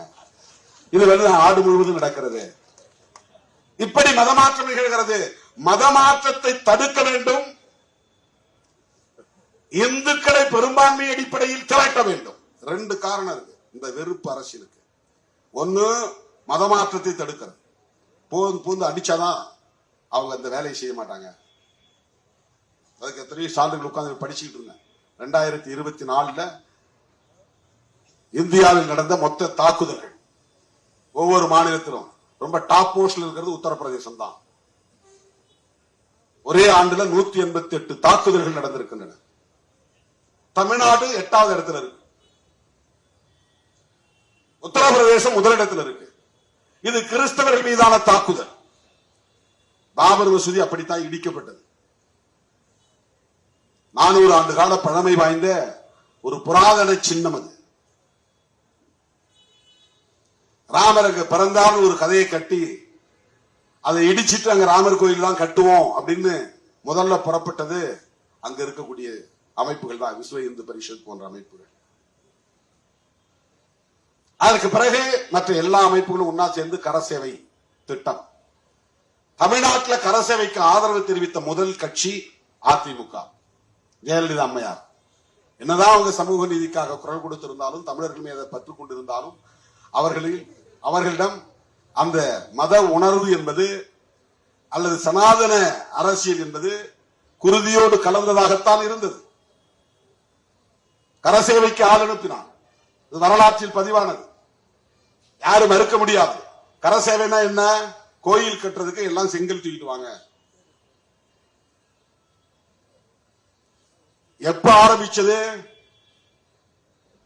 பல 10 ஆண்டுகளுக்கு முன்பு, 90களுக்கு முன்பு. அத்வானி ரத யாத்திரை நடத்துவதற்கு முன்னாடி கிட்டத்தட்ட அதுக்கே ஒரு 100 ஆண்டு கால வரலாறு இருக்கு. அந்த பாபர் மசூதியை இடிக்கணும் அப்படிங்கிற நோக்கம். அத ஒரு நாள் போராட்டம் நடத்தி விட்டுறல நம்மள மாதிரி. சில ஆண்டுகள் முயற்சி எடுத்து விட்டு விடவில்லை. அதெல்லாம் முடியாது அப்படின்னு அவங்க கைவிடல.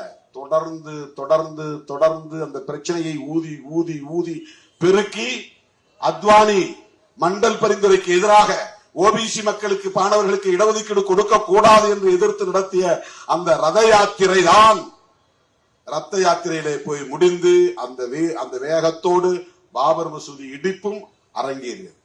பாபர் மசூதி இடிப்புக்கு பிறகு நமக்காக RSS இருக்கிறது, பிஜேபி இருக்கிறது, விஸ்வ இந்து பரிஷத் இருக்கிறது என்கிற நம்பிக்கையை இந்து மக்களிடத்தில் உருவாக்கினார். சுப்ரீம் கோர்ட் விசாரித்தது. தீர்ப்பு என்ன சொன்னார்கள் என்றால், இங்கே ராமர் பிறந்தாரா? இல்லை, ஒத்துக்கிறாங்க. இங்க ராமர் கோவில் இருந்ததா? இல்லை, ஒத்துக்கொள்கிறார்கள். இந்த இடம் இந்துக்களுக்கு சொந்தமானதா? இல்லை, ஒத்துக்கொள்கிறார்கள். அப்புறம் எப்படி தீர்ப்பு? ராமருக்கு கோயில் கட்டணும், முஸ்லிம் வெளியே போ. இதான் தீர்ப்பு. இது என்ன நியாயம்? அவருடைய தீர்ப்பிலேயே இது சொல்லப்படுகிறது. இங்கே ராமர் கோவில் இருந்தது என்பதற்கான சான்றுகள் இல்லை. இங்கே தோன்றிய தொல்லியலாளர்கள் கொடுத்த ஆதாரங்களின் அடிப்படையில் பார்த்தால் கீழே கட்டிடம் இருந்தது, ஆனால் அது இந்து கோவில் என்பதற்கு ஆதாரம் இல்லை. கட்டிடம் இருந்துச்சு, தோண்டி பார்த்தா இந்த இடத்துல தோண்டா கூட ஏதாவது கட்டடம் இருக்கும் கீழே, இல்லைன்னா இங்க புத்தர் சிலை கிடந்தாலும் கிடக்கும். ஒரு 100 அடி அல்ல ஒரு 40 அடி 50 அடி தோண்டி பார்த்தா பல இடங்கள்ல, ஏன்னா இதெல்லாம் செங்கை காஞ்சிபுரம் எல்லாம் பௌத்த பூமியாக இருந்த பகுதி.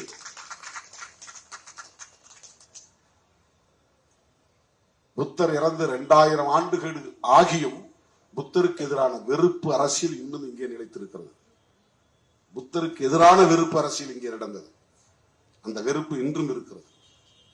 அது மாதிரியான ஒரு வெறுப்பு அரசியல் தான் இஸ்லாமியர்களுக்கு எதிராக திட்டமிட்டு வளர்த்தெடுக்கப்பட்டது. அதன் விளைவுதான் பாபர் மசூதி இடிக்கப்பட்டது. உச்ச நீதிமன்றத்தின் தீர்ப்பின்படி கையில் அதிகாரம் இருக்கு, ஆள் இருக்கிறாங்க, வேண்டியவர்கள் நீதிபதியா இருக்கிறாங்க. அவங்கள்ட்ட சொன்னா கூட அவன் எழுத தெரியாது, நாமளே எழுதி கொடுப்போம், அவங்க கையெழுத்து போடுவோம் என்கிற அளவுக்கு அவர்களுக்கு இடையில ஒரு நெக்சஸ், ஒரு உறவு. இதெல்லாம் எதற்காக? தோழர்களே, இஸ்லாமிய வெறுப்பு என்பதும் கிறிஸ்தவ வெறுப்பு என்பதும் இந்துக்களை அணிதிரட்டுவதற்காகவும் மதமாற்றத்தை தடுப்பதற்காகவும் தான் இங்கே நடக்கிறது. 3 விஷயம் உங்களுக்கு முக்கியமான ஸ்ட்ராட்டஜி. ஒன்று, மதமாற்றம், அது தடுக்கப்பட வேண்டும். இரண்டாவது, லவ் ஜிஹாத், நாடக காதல், அதை தான் இங்க தமிழ்நாட்டில் காப்பி அடிச்சாங்க. இது பிஜேபியுடைய சோசியல் இன்ஜினியரிங். மூணாவது, ஹோலி கவ், அதாவது பசு புனிதம், பசுமாடு புனிதமானது, நாங்கள் வழிபாடு செய்யக்கூடிய தெய்வம் அது. அந்த பசுமாட்டை அவன் தெய்வமாக மதிக்க மறுக்கிறான். யாரு? முஸ்லிம்கள். மாடு வியாபாரத்துல பெரும்பான்மையாக முஸ்லிம்கள் இருக்கிறார்கள். பசுமாட்டை பிடிச்சிட்டு போய் கறி அறுத்து அதை வியாபாரம் செய்யறான். எங்கள் தெய்வத்தையே இவன் கரியாக அறுத்து கடையில், கசாப்பு கடையில் அறுத்து கூறு போடுகிறானே என்று சொல்லுகிற போது அந்த பசு மீது பற்று கொண்ட இந்துக்களுக்கு முஸ்லிம் மீது வெறுப்பு வருகிறது. எங்கள் இந்து பெண்களை காதலிப்பது போல் நடித்து முஸ்லிம் இளைஞர்களுக்கு கட்டி வைக்கிறார்கள். அந்த பெண்களை IS என்கிற அமைப்பில் கொண்டு போய் சேர்த்து விடுகிறார்கள். அந்த போராளிகளுக்கு அவர்களின் காம இச்சைக்கு இந்த பெண்களை படையல் இடுகிறார்கள். இப்படி ஒரு கருத்து, இது இஸ்லாமியர்களுக்கு எதிரான வெறுப்பாக மாறுகிறது.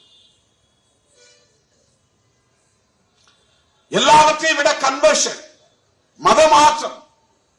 இந்தியாவிலே இருக்கிற இஸ்லாமியர்கள் அத்தனை பேரும் இந்தியர்கள் தான். ஒரு காலத்தில் தலித்துகளாகவும் ஓபிசிகளாகவும் இருந்தவர்கள் தான். ரொம்ப கம்மி ஓபிசியா இருந்தவங்க, ஷெட்யூல் காஸ்டா இருந்து மாறினவங்க தான் அதிகம். பழங்குடிகளாக இருந்து மாறியவர்கள் தான் அதிக கிறிஸ்டியன்ஸ். கடலோரத்தில் இருக்கிற மீனவர்கள், கடலோரத்தில் இருக்கிற நாடார்கள், மலைவாழ் பகுதியில் இருக்கக்கூடிய பழங்குடி மக்கள், இவங்கெல்லாம் கிறிஸ்டியானிட்டி போயிட்டாங்க. கிறிஸ்தவர்கள் வந்தார்கள், அன்பு காட்டினார்கள், அரவணைத்தார்கள், கல்வி தந்தார்கள், சுகாதாரம் தந்தார்கள், மருத்துவம் தந்தார்கள், நல்ல ஆடைகளை கொடுத்தார்கள், மனிதனாக மதித்தார்கள், சகோதரனாக கட்டி தழுவினார்கள். இதுவெல்லாம் ஆயிரக்கணக்கான ஆண்டுகளாக கிடைக்காமல் இருந்த மக்களுக்கு அவர்கள் மீது அன்பு பெருகியது, நட்பு உறவாக மாறியது. ஆகவே அவர்கள் எங்களுக்கு இயேசு பெருமான் போதும், நபிகள் நாயகம் போதும், அல்லாஹ் ஒருவர் போதும் என்று அந்த மதங்களை ஏற்றுக்கொண்டார்கள். இது வழிபாட்டு சுதந்திரம். இந்திய அரசமைப்பு சட்டம் அந்த சுதந்திரத்தை தருகிறது. அதுதான் கான்ஸ்டிடியூஷன் மேல அவங்களுக்கு இருக்கிற பிரச்சனை. எனவே இஸ்லாமியர்களுக்கு எதிராகவும் கிறிஸ்தவர்களுக்கு எதிராகவும் இவர்கள் பரப்புகிற வெறுப்பு அரசியல் என்பது திடீரென்று பிஜேபி ஆட்சிக்கு வந்ததனால் நிகழ்ந்துகிற ஒன்று அல்ல, நிகழ்ந்து விட்ட ஒன்று அல்ல, நிகழ்ந்து கொண்டிருக்கிற ஒன்று அல்ல. இது 100 ஆண்டு கால செயல் திட்டம். இந்துக்களை பெரும்பான்மை அடிப்படையில் அணிதிரட்டுவதற்கு இஸ்லாமிய வெறுப்பும் கிறிஸ்தவ வெறுப்பும் அவர்களுக்கான அரசியல் உத்திகளில் ஒன்று. அதற்கு அவர்கள் முன்வைக்கக்கூடிய குற்றச்சாட்டுகள் மதமாற்றம், நாடக காதல், புனித பசுவை அவமதிக்கும் போக்கு அல்லது கொலை செய்யும் போக்கு. இதற்காக நாங்கள் இஸ்லாமியர்களை வெறுக்கிறோம், கிறிஸ்தவர்களை வெறுக்கிறோம், அவர்களை தாக்குவோம், பைபிளை பரப்பக்கூடாது, குர்ஆனை பரப்பக்கூடாது. இப்ப புகுந்து அடிக்கும் போது இந்துக்கள் மத்தியில் பெரிய உற்சாகம் வருகிறது. காங்கிரஸ் இல்லாத பாரதம். இந்துக்களே பாருங்கள், தீபாவளிக்கு வாழ்த்து சொல்றாரா ஸ்டாலின், திருமாவளவன், இவங்கெல்லாம் இந்து விரோதிகள். கம்யூனிஸ்ட் கட்சிகள் செய்கிறார்களா? இவர்கள் எல்லாம் இந்து விரோதிகள். காங்கிரஸ் கட்சி முஸ்லிம்களோடும் கிறிஸ்தவர்களோடும் தான் நெருக்கம் காட்டுகிறது. ராகுல் காந்தி நோன்பு கஞ்சி குடிக்கிறார், கிறிஸ்துமஸ் பண்டிகை கொண்டாடுகிறார். உங்களோடு சேர்ந்து தீபாவளி பண்டிகை கொண்டாடுகிறாரா? ராகுல் காந்தி முஸ்லிம்களுக்கானவர், கிறிஸ்தவர்களுக்கானவர். அவங்க அம்மாவே ஒரு கிறிஸ்டியன் தான். இப்படி விருப்ப அரசியல். எனவே முஸ்லிம் ஓட்டு வேண்டாம், கிறிஸ்தவ ஓட்டு வேண்டாம். கிறிஸ்தவர்களும் முஸ்லிம்களும் மதமாற்றம் செய்கிறார்கள். எனவே அவர்களுக்கு எதிரான வெறுப்பை விதைத்து இந்துக்களை அணிதிரட்டுவது, தொடர்ந்து பெரும்பான்மையை அவர்கள் மூலம் பெற்று ஆட்சியை தக்க வைத்துக் கொள்வது. இப்ப என்னதான் போராடினாலும் கூட இந்துக்களில் கணிசமாக காங்கிரசுக்கு வாக்களிக்கிறார்கள். கிறிஸ்தவர்கள், இஸ்லாமியர்கள் மட்டுமில்லாமல் இந்துக்களும் வாக்களிப்பதால் தான் திமுக கூட்டணி வெற்றி பெறுகிறது. திருமாவளவனும் வெற்றி பெறுகிறான். அவங்களுக்கு அதான் கோபம் வருது. இவன் திருப்பரங்குன்றத்தில் நமக்கு எதிராக பேசலாம், நீ ஏன் அவனுக்கு ஓட்டு போறீங்க? நாம சாதாரண சாமி கும்புற இந்து மக்களை எதிராக பார்க்கவில்லை. இந்த மதவெறி அரசியலை, வெறுப்பு அரசியலை பேசுகிற RSS கண்டிக்கிறோம், பிஜேபியை கண்டிக்கிறோம். என்னுடைய தாய்க்கு இந்து மதத்தின் மீது நம்பிக்கை இருக்கிறது, கடவுளின் மீது நம்பிக்கை இருக்கிறது. என்னுடைய தாய் என்னை வரவேற்று திருநீர் பூசுகிறார், நான் மகிழ்வோடு ஏற்றுக்கொள்கிறேன். இப்ப கூட சூனாம்பேட்டில் கோயில் கட்டியிருக்கிற, நீங்க தான் வந்து கும்பாபிஷேகம் நடத்தணும்ன்றாங்க. ஏன்பா எனக்கு கடவுள் நம்பிக்கை இல்லை அப்படின்னு நான் சொல்லி அதை மறுதளிக்க முடியாது. சொல்லணும்னா சொல்லலாம், ஆனா நான் அப்படி சொல்றதில்லை. அழைப்பவர்கள் என் தம்பிகள், என் பிள்ளைகள், என் சகோதரிகள், என்னுடைய தாய்மார்கள், அவங்க எல்லாமே இந்துக்கள் தான். அவங்க அழைப்பை எப்படி நாம் புறக்கணிக்க முடியும், மறுதளிக்க முடியும்? இவரு கடவுள் நம்பிக்கை இல்லைங்கிறாரு, பெரியார பேசுறாரு, அப்புறம் போய் சூனாம்பேட்டில கும்பாபிஷேகத்தில் கலந்துக்கிறாரு. இது ரெட்ட வேடமா இல்லையான்னு நினைப்பாங்க. கிடையாது. என் நம்பிக்கை வேறு, அவர்கள் நம்பிக்கை வேறு. நாங்கள் ஒரு நோக்கத்திற்காக ஒரு களத்தில் நிற்கிறோம். புரட்சியாளர் அம்பேத்கரின் பிள்ளைகளாக இந்த மண்ணை மதசார்பற்ற மண்ணாக பாதுகாக்க வேண்டும் என்கிற நோக்கில் களமாடிக் கொண்டிருக்கிறோம். என்னுடைய புரிதலில் இருந்து நான் ஏற்றுக்கொண்ட அரசியல், நான் ஏற்றுக்கொண்ட கொள்கை என்கிற அடிப்படையில் நான் இயங்குகிறேன், அவ்வளவுதான். ஆகவே இந்த வெறுப்பு அரசியல் தான் தொடர்கள கிறிஸ்துமஸ் பண்டிகையின் போது அதிகரித்திருக்கிறது. இந்த ஒரு சம்பவத்தை கண்டிக்கிறதோட நாம நின்றுட்டா இது முடிஞ்சு போகாது. அவர்கள் பரப்புகிற வெறுப்பு அரசியலை இந்து சமூகத்தினரிடம் நாம் எடுத்து போய் சொல்ல வேண்டும். உங்களை ஏய்க்க பார்க்கிறார்கள், உங்களை தவறாக பயன்படுத்துகிறார்கள். அவர்கள் ஆட்சி அதிகாரத்தில் இருப்பதற்காக அதானிக்கு இந்த நாட்டை எழுதி கொடுக்கிறார்கள். இவ்வளவெல்லாம் செஞ்சு இந்த நாட்டுக்கு இந்து ராஷ்டிரம் பெயர் சூட்டணும் நினைத்தாலும் இந்த மண் யாருக்கானதாக மாற்றப்படுகிறது? அரசு துறைகள் எல்லாம் தனியார் துறைகளாக மாற்றப்படுகிறது. அம்பானிக்கும் அதானிக்கும் விற்கப்படுகிறது. எல்லாவற்றையும் பிரைவேட்டைசேஷன், தனியார்மயமாக்குகிறார்கள். இந்திரா காந்தி அம்மையார் ஆட்சியில் இருந்த போது எல்லாவற்றையும் நேஷனலைசேஷன் பண்ணாங்க. தனியார் வங்கிகள் எல்லாம் அரசு வங்கிகளாக்கினாங்க. கலைஞர் முதலமைச்சரான போது தனியார் பேருந்துகள் எல்லாம் அரசுடைமையாக்கப்பட்டது. தனியார் நிறுவனங்களை அரசுடைமையாக்குவது என்பதுதான் மக்களுக்கானது.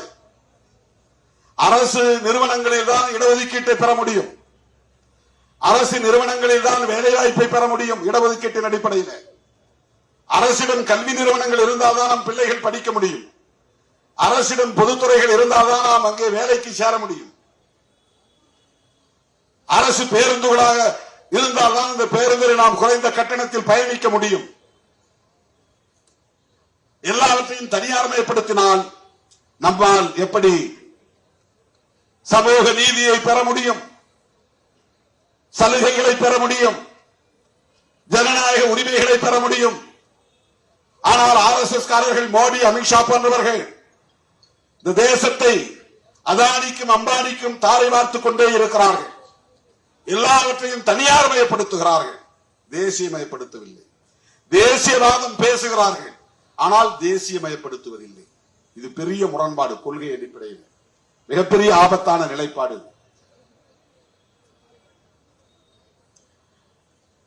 இந்த RSS கும்பலுக்கு மொழிவழி தேசியவாதம் ஒருபோதும் உடன்படாது. அதில் அவங்க உடன்பட மாட்டாங்க. இப்ப தூண்டி விட்டு இருப்பாங்க, தம்பி நீ நல்லா பேசுற, திமுக சரியா வாங்குற, திருமாவளவனுக்கு நீ சூடா பதில் கொடுக்கிற, பேசுன்னு சொல்லிட்டே இருப்பாங்க. ஆனா தமிழ் தேசியம் வளர ஒருபோதும் பிஜேபி இடம் கொடுக்காது, எழுதி வைத்துக் கொள்ளுங்கள். தமிழ் தேசியத்தின் முதல் எதிரியே மதவாத தேசியம் பேசுகிற கும்பல் தான். தெலுங்கு பேசுறவங்களோ மலையாளம் பேசுறவங்களோ கிடையாது, அவங்க எல்லாம் நம்முடைய தோழமை சக்திகள். அந்த தெலுங்கு பேசுகிற மக்களிடத்திலும் மலையாளம் பேசுகிற மக்களிடத்தில் நாம் என்ன சொல்லணும்னா, நீ மலையாள தேசியம் பேசு, நீ கன்னடம் தேசியம் பேசு, நீ தெலுங்கு தேசியம் பேசு, நாம் எல்லோரும் ஒன்றாக சேர்ந்து ஒரு தேசிய இன ஐக்கியத்தை கட்டி எழுப்புவோம். சமஸ்கிருதமயமாக்குதலையும் இந்தி மயமாக்குதலையும் அவர்களின் ஆதிக்கத்தையும் வடவர் ஆதிக்கத்தையும் நாம் எதிர்த்து நிற்போம் அப்படின்னு சொல்லணும். அவன்தான் உண்மையான தமிழ் தேசிய உணர்வாளனாக இருக்க முடியும்.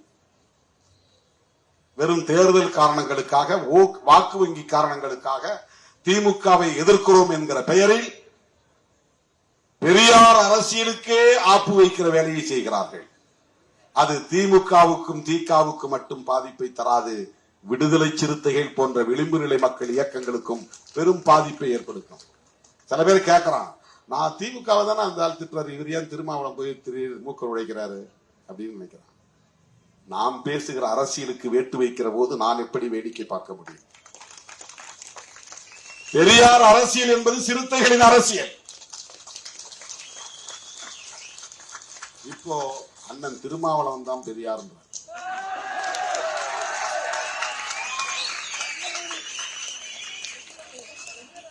இது டிப்ளமசி, இது பேர் தான் டிப்ளமசி. இப்படி பேசுன்னு சொல்லியிருப்பாங்க. அப்ப என்ன சொல்ல போறாரு திருமாவளவன்? அவர் கூட இருக்கவங்க எல்லாம் அப்படி ஆஃப் ஆகிடுவாங்க. திருமாவளவனை நீங்கள் சராசரி நபராகவே எடை போடுகிறீர்கள். நான் அவருக்காக மட்டும் சொல்ல, எல்லாருக்காகவும் சொல்றேன், எல்லோருக்காகவும் சொல்லுகிறேன்.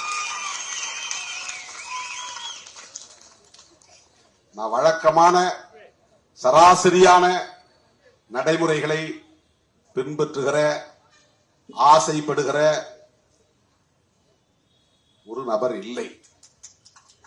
அத உங்களுக்கு நான் சொல்லணும், யாருக்கு சொல்லணும் இல்லை, உங்களுக்கு நான் சொல்லணும். நீங்க என்னை பின்பற்றக்கூடியவர்கள், என் தலைமையை ஏற்றுக்கொண்டிருப்பவர்கள்.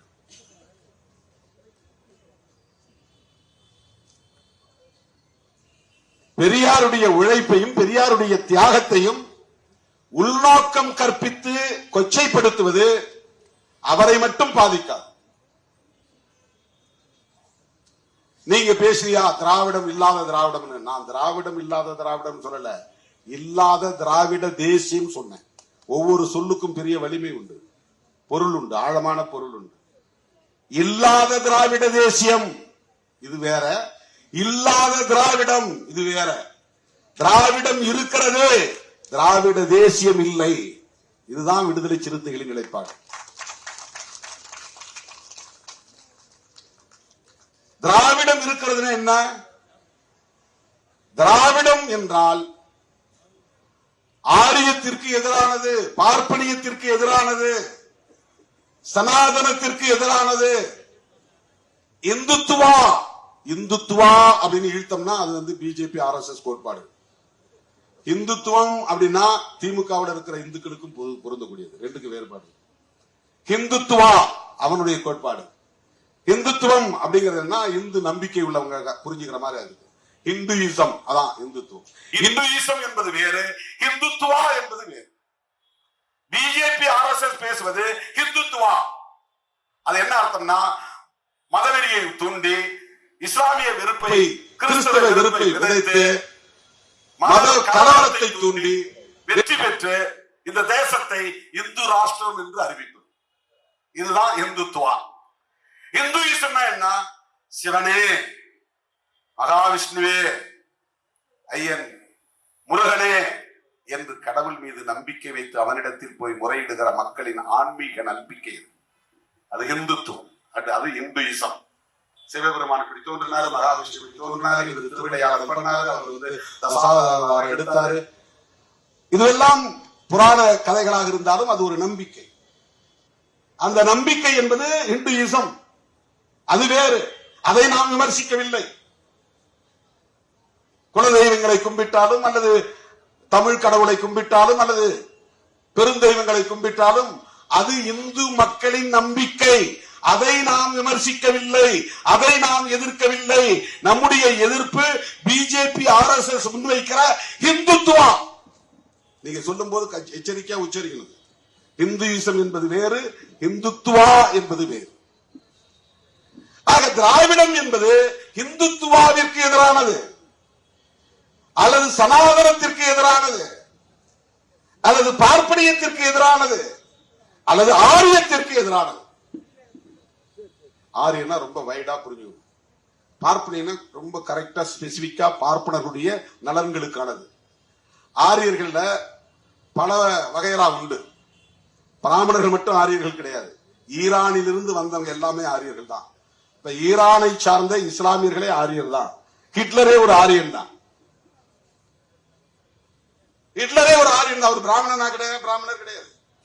பிராமணர் வேற, இந்தியாவில் இருக்கிறவங்க அவங்கள நாம பார்ப்பனர்கள் தமிழ்ல சொல்றோம். அவர்களும் ஆரியர்கள் தான்.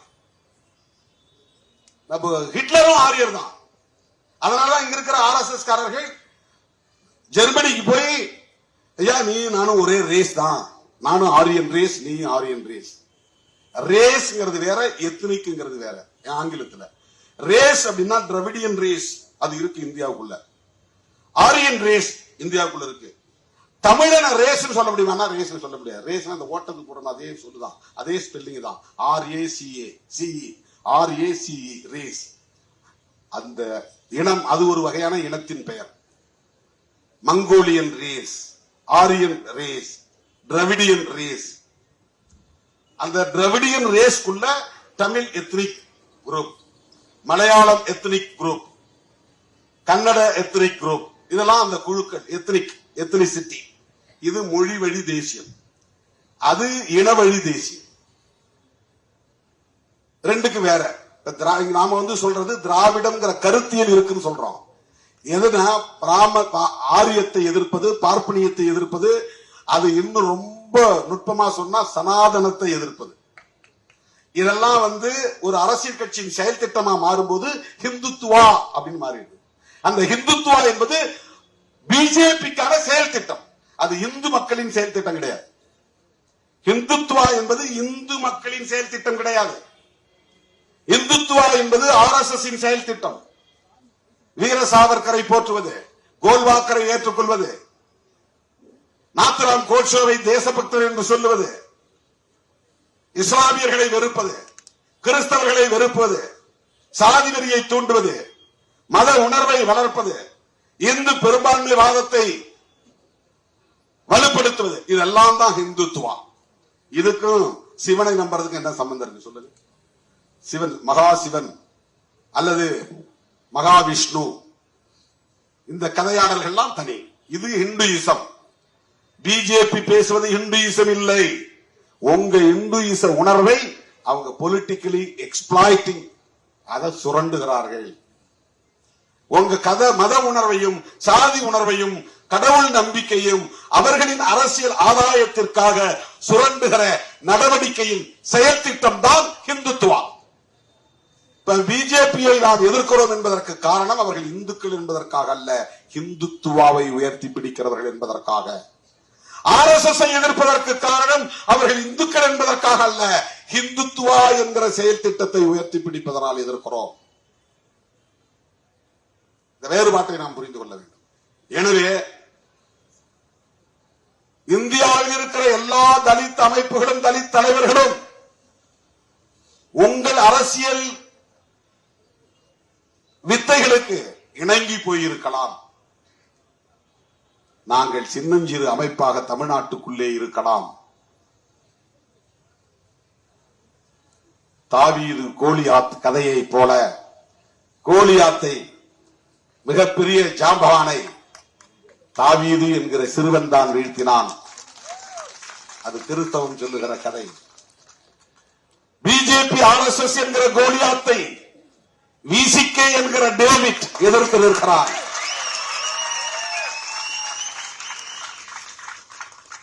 எங்களால் அவர்களை வீழ்த்த முடியுமா என்றால், கருத்தியல் வலிமை இருந்தால் எந்த பகையையும் வீழ்த்த முடியும். கருத்தியல் வலிமைதான், உடல் வலிமை தேவையில்லை. எண்ணிக்கை வலிமை கருத்தியல் வலிமையில் இருந்துதான் உருவாகும். RSS உருவான போது சில நபர்கள் தான் இருந்தார்கள். வளரும் போது சில 100 பேர் தான் இருந்தார்கள். எட்கேவார் போன்ற தலைவர்கள் உருவான போது இந்தியா முழுவதும் சில 1000 பேர் தான் இருந்தார்கள். இன்றைக்கு RSS அவர்களின் கருத்திலே அவர்கள் உறுதியாக இருந்ததால், வலிமையாக இருந்ததால் பிஜேபி என்கிற அரசியல் பிரிவை உருவாக்கி நாட்டையே கைப்பற்றி விட்டார்கள். டெல்லியிலே ஆட்சி நடத்துவது பிஜேபி அல்ல, RSS. ஆகவே தமிழ்நாட்டில் இருக்கிற எந்த கட்சியும் பின்வாங்கலாம், தயங்கலாம், தேங்கி நிற்கலாம், அச்சப்படலாம். விடுதலை சிறுத்தைகள் புரட்சியாளர் அம்பேத்கரை நெஞ்சிலே ஏந்தி, தந்தை பெரியாரை நெஞ்சிலே ஏந்தி களத்தில் நிற்போம். எங்களுக்கு இருக்கிற ஒரே வலிமை புரட்சியாளர் அம்பேத்கர் என்கிற பெயர் தான். எங்களுக்கு இருக்கிற ஒரே வலிமை அவருடைய கோட்பாடு தான். எந்த துணிச்சலில் பேசுகிறோம்? அம்பேத்கர் என்கிற பெயர் எங்களோடு இருக்கிறது என்கிற துணிச்சலில் பேசுகிறோம். அவருடைய கருத்துக்களை, கொள்கைகளை, கோட்பாடுகளை புரிந்து வைத்திருக்கிறோம். அதை ஒருபோதும் நாங்கள் விட்டுக் கொடுக்க மாட்டோம். அது நீர்த்து போக அனுமதிக்க மாட்டோம். அவர் வகுத்தளித்த அரசமைப்பு சட்டத்தை தூக்கி எறிவதற்கு இடம் தர மாட்டோம். இதை சாதிக்கிறதுக்கு எங்களுக்கு எங்க கொள்கையோடு ஒத்து போறக்கூடிய ஆட்களோட உறவு தேவைப்படுகிறது. அதனால் மதசார்பற்ற கூட்டணியில் விடுதலை சிறுத்தைகள் கட்சி இடம் பெற்றிருக்கிறது. நான் பிஜேபியோட இருந்தா இதெல்லாம் பேச முடியுமா? பிஜேபி கூட்டணியில் போய் இந்த மேடையில் நின்னா மோடியோடு நிற்கிறேன் அப்படிங்கிற மகிழ்ச்சி தான் இருக்கும். நான் ஒரு பிரதமர் பக்கத்துல நின்ன, அது கொஞ்ச நாள். அவரே சாசுவதம் இல்லை. நாட்டின் மக்கள் விழிப்புணர்வு பெறுகிற காலம் வரும். அவர்களையும் தூக்கி எறிகிற காலம் வரும். அது நிலையானதல்ல. ஆக தற்காலிகமாக பதவிக்காக, பரிசுக்காக, புகழுக்காக நாங்கள் ஒரு நிலைப்பாட்டை எங்களின் அடிப்படை கோட்பாடுகளில் இருந்து மாற்றி ஒருபோதும் எடுக்க மாட்டோம். இப்ப என்ன ஆகும்? உங்களால ஜெயிக்க முடியுமா? இப்ப 4 MLA நாளைக்கு ஒண்ணும் இல்லாம போனா என்ன பண்றது? இதெல்லாம் நீ போடுற கணக்கு, நான் போடுற கணக்கு இல்ல. இது நீ போடுற கணக்கு. ஏன்னா உனக்கு அந்த பார்வைதான். 4 8 ஆக்கணும், அப்படியே சொகுசா இருக்கணும், அது உன்னுடைய கணக்கு. எனக்கு அந்த பார்வையே இல்லையே. இது இல்லாத போதே போராடியவர்கள் தானே விடுதலை சிறுத்தைகள். தமிழ்நாட்டு அரசியலே தாக்கத்தை ஏற்படுத்தியவர்கள் தானே விடுதலை சிறுத்தைகள். அந்த கணக்கு எங்களுக்கு தேவையில்லையே. அதனால்தான் எல்லோரும் தேர்தல் களத்தில் நிற்கிற போது நாங்கள் போராட்ட களத்தில் நிற்கிறோம். தேர்தல் நேரத்தில் இந்த ஆல்ட்ரேஷன் எல்லாம் பண்ணாதீங்க, அது பிரச்சனையா மாறும். நான் தேர்தலை கணக்கு வச்சாதானே அது பிரச்சனையாங்கிறத பத்தி கவலைப்படுறது. நானே எங்க கட்சியை நான் முறைப்படுத்தணும். எல்லோருக்கும் நான் அதிகாரத்தை பகிர்ந்தளிக்கணும். 38 மாவட்டத்தில் 38 இந்த 2 76 பேரை நான் மாவட்ட செயலாளர் அறிவிக்கிறதுக்கு பதிலா 234 பேர் கையில நான் அதிகாரத்தை கொடுக்கிறேன். இந்தியாவிலேயே எந்த அரசியல் கட்சியும் செய்ய துணியாததை திருமாவளவன் செய்து காட்டியிருக்கிறார். ஒரு சட்டமன்ற தொகுதிக்கு ஒரு மாவட்ட செயலாளர், தொகுதி மாவட்ட செயலாளர், பேரும் புதுசு. கிழக்கு மாவட்டம், மேற்கு மாவட்டம், தெற்கு மாவட்டம் சொல்லிட்டு இருந்த நிலை மாறி தொகுதி மாவட்ட செயலாளர். எந்த தொகுதி முன்னால போட்டுங்க. சைதாப்பேட்டை போட்டா சைதாப்பேட்டை தொகுதி மாவட்ட செயலாளர். ஒரு நியூ நாமன்கிளேச்சர், புதிய பெயர் சூட்டு முறை. 234 பேர் விண்ணப்பம் செஞ்சவன் 2340 பேரு. எனக்கு தெரியும் மிச்சாலு பூரா என்ன திட்டுவான், சபிப்பான், சாபம் விடுவான், மன்னவாரி தூற்றுவான். என்னையா இந்த ஆளு?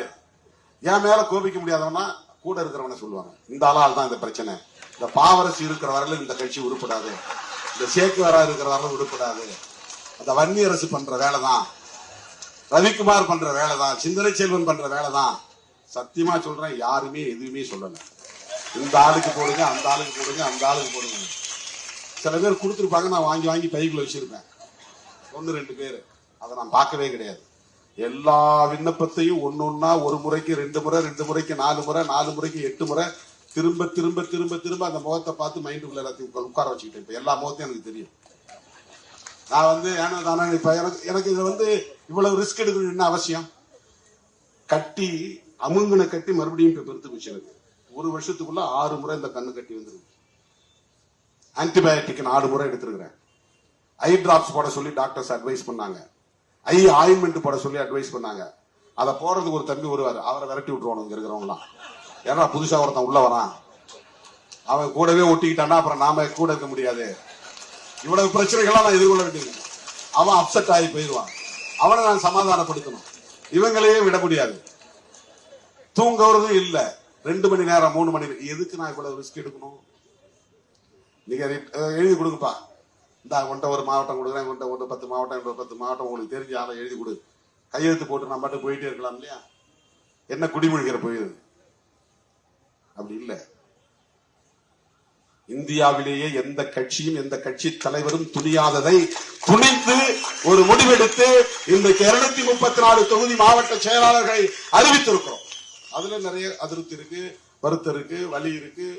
அதை மாற்ற சொல்லி கேட்கறாங்க. ஒவ்வொரு முறையும் இந்த பிரச்சனை எனக்கு இருக்கு, பயங்கரமான பிரச்சனை. திடீர்னு ஒருத்தன் பெட்ரோல் கேனோட வரான், திடீர்னு ஒருத்தன் பாய்ச்சனோட வரான், திடீர்னு ஒருத்தன் கார் முன்னால விழறான், கார் கண்ணாடி ஒருத்தன் அடிக்கிறான். பதில் சொல்லிட்டு தான் போகணும். திடல் ஆபீஸ்ல இருந்து வெளியே வர ஒரு பெரிய கூட்டம் கூடிச்சு. ஆர்ப்பாட்டத்துக்கே என்னால வர முடியாதுங்கிற அளவு. எல்லோரையும் நான் எதிர்கொண்டு ஒவ்வொருவருக்கும் பொறுமையாக பதில் சொல்லி அமைதியா இருங்கள் என்று அவர்களை அரவணைத்து அனுசரித்து ஆறுதல் படுத்தி ஆற்றுப்படுத்தி நிற்கிறேன். ஏனென்றால் எனக்கு குறுக்கு வழியில கணக்கு போட்டு 10-18 ஆக்குறதுங்கிற கணக்கெல்லாம் எனக்கு தெரியாது. நான் அப்படிப்பட்ட அரசியல் பண்ணல.